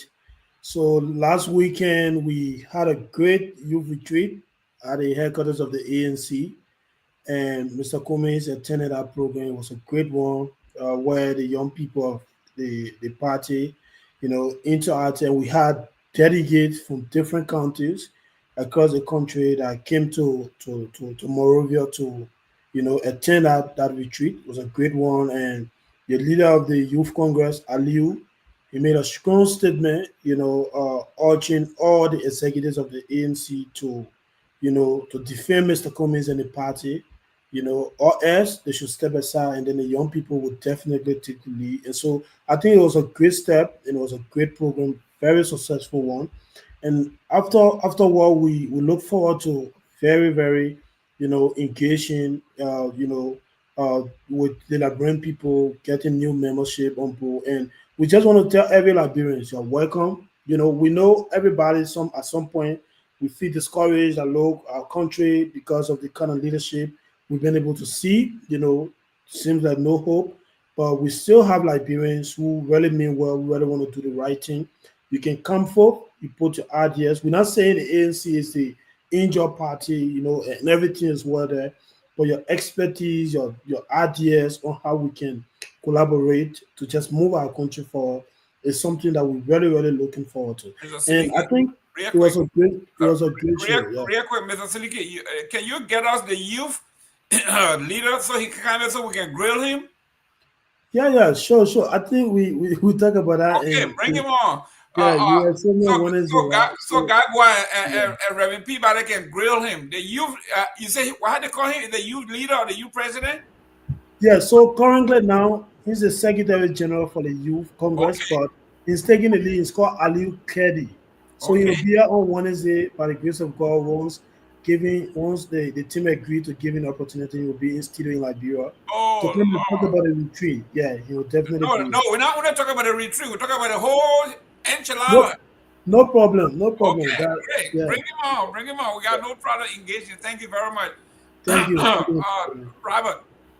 It's always great show. I haven't been on, I think, the entire last week. Pretty busy. But it's two things I wanted to close on. One is I will reach out to Senator Abraham Darrell. I'm trying to send my contribution that I made on this platform, but the people say I send too much. You've been trying to get a guy one-on-one. He won't come. People say I've sent too much money to Liberia, so I'm under an investigation right now. So I'm trying to resolve that. But as soon as I resolve that, I will try to get him my contribution. Two, I think one of our own panelists here was appointed the international spokesman for the pending protest in Liberia. And I wanted him to be on before I make this statement, but I will. I will begin by saying I cannot support this protest. I cannot support this protest when you have voices of a protest that are conflicted. My brother Toga Alexander is a brave man, but Toga has stated on national radio numerous occasions that he does not believe that any laws were broken when it comes to the legislative impasses. Yet and still, this protest is on the backbone of lawlessness in Liberia. So the question that I wanted to ask Toga and those who are organizing this protest, which laws are they selectively picking? Which laws were broken that they're protesting against come, I think, in July or whenever this protest is scheduled for? Or are they? What is this whole protest about? Because when an international spokesman is celebrating the fact that you have a regime speaker who was appointed and selected unconstitutionally, the fact that he's celebrating this speaker when all of the laws were broken to get this speaker, to get this man where he's at right now, is conflicting. So for me personally, until Toga can clarify his position on whether or not he agrees that this administration have violated our laws, including their decision to ignore the Supreme Court ruling on the legislative impasses, I think the voices of this protest, I think, is conflicted. And I don't think they maybe they did not understand Toga's position, but you can't tell me that you don't see the laws that were broken when it comes to what happened at the Capitol Hill. But you on the other hand, you are the voice of this protest. I don't think that makes any sense. But it's always great being here, always a great show. But I think Toga should immediately resign because Toga does not believe that this administration have broken any laws when it comes to what happened on Capitol Hill. He does not believe that the illegitimate speaker's instruction for police officers to break into the vehicle of another lawmaker was a violation of our laws. He does not believe that. And this was supported by the executive. And today, the speaker is boldly saying that he's a regime speaker. If Toga does not believe that laws were broken, then there should be no protest. Let's all move on with our lives. Let's all be happy with what this government is doing. But you cannot have conflicting voices as spokesman for major protests against a government that have violated laws on numerous occasions. But yet still you don't believe laws are broken only because you do not like Fanati Kofa. And I think it's wrong. But it's always a great show again, man. Thank you very much. Ahmed. Yeah. I mean, as always, thank to you, a great moderator. You lay out the topics well. To all the panelists, I think contribution always great for the country. We must continue to waking up consciousness of our country. We must be fearless in identifying the challenges our people face, and of course, provide solution. So I'll close tonight by again saying that the article that I published today was not one that sought to denigrate honorability, who are now recognized as one of the evolving political force in the country. I think it was there to answer the question that has lingered in the minds of some of the supporters in terms of what was the actual motive behind his own resistance. And as we concluded in the article, as you read, we emphasized that regardless of whatever ambition he may have had or whatever role CDC may not have played, Boyka was the actual chess player that connected all the doubt that affected a removal of speaker that resulted in chaos.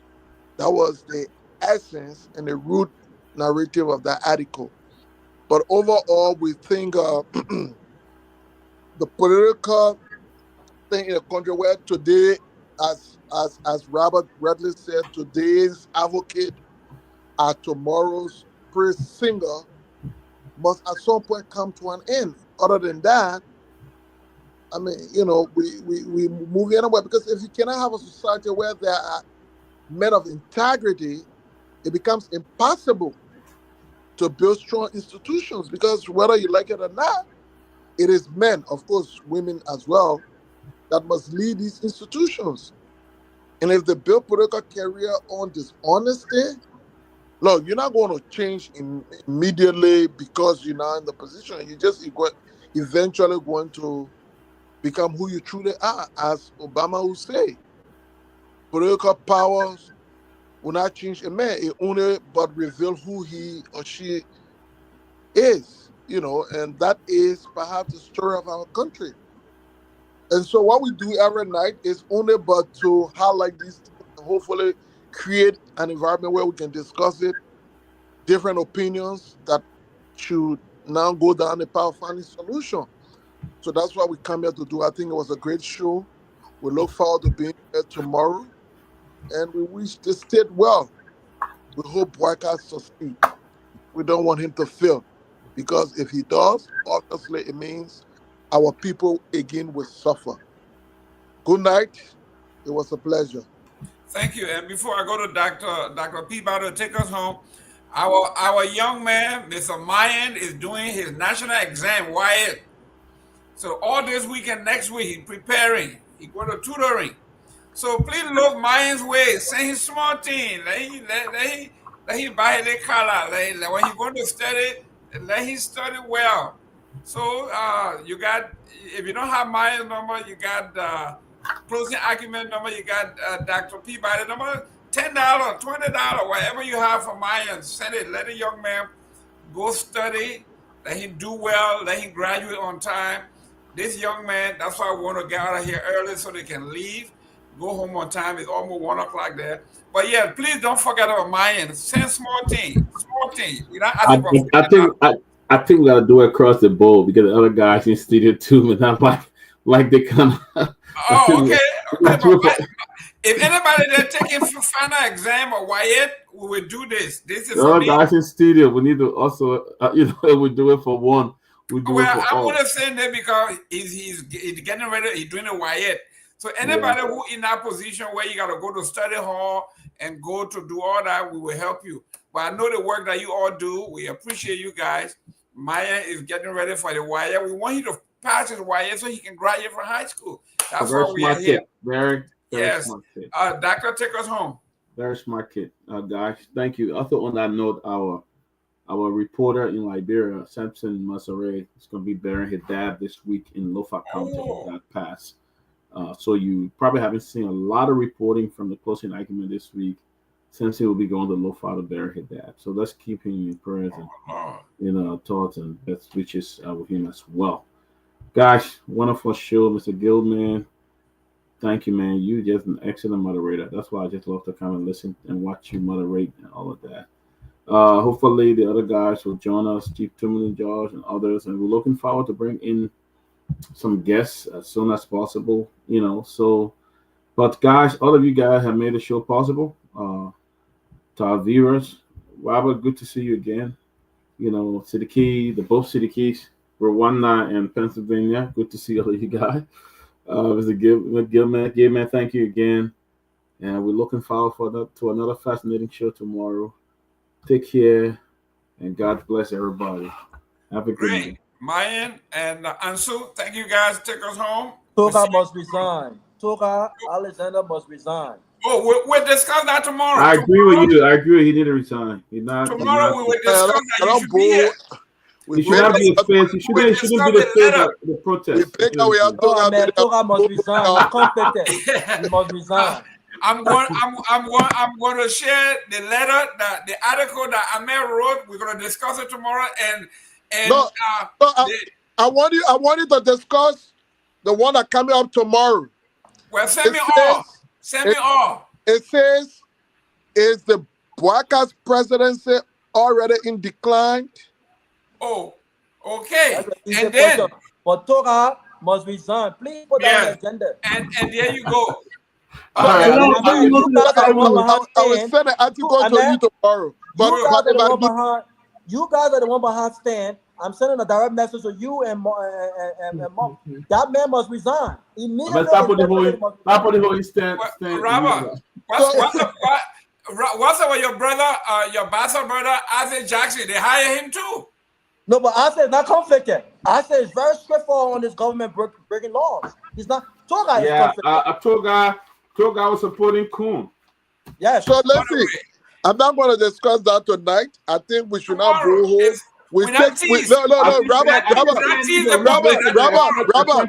Robert. If the protest will be discussed in way that advances it, not that. Oh, no. You are pro-protest. We will put it out there. We're going to discuss it. We want to see pro and con. We want to discuss the pro and the con. Who supports and why not? And who? But I would suggest to you, if you want to discuss the protest, extend an invitation to the leader of the protest, as opposed to. Can we do that to you for John Malu to come?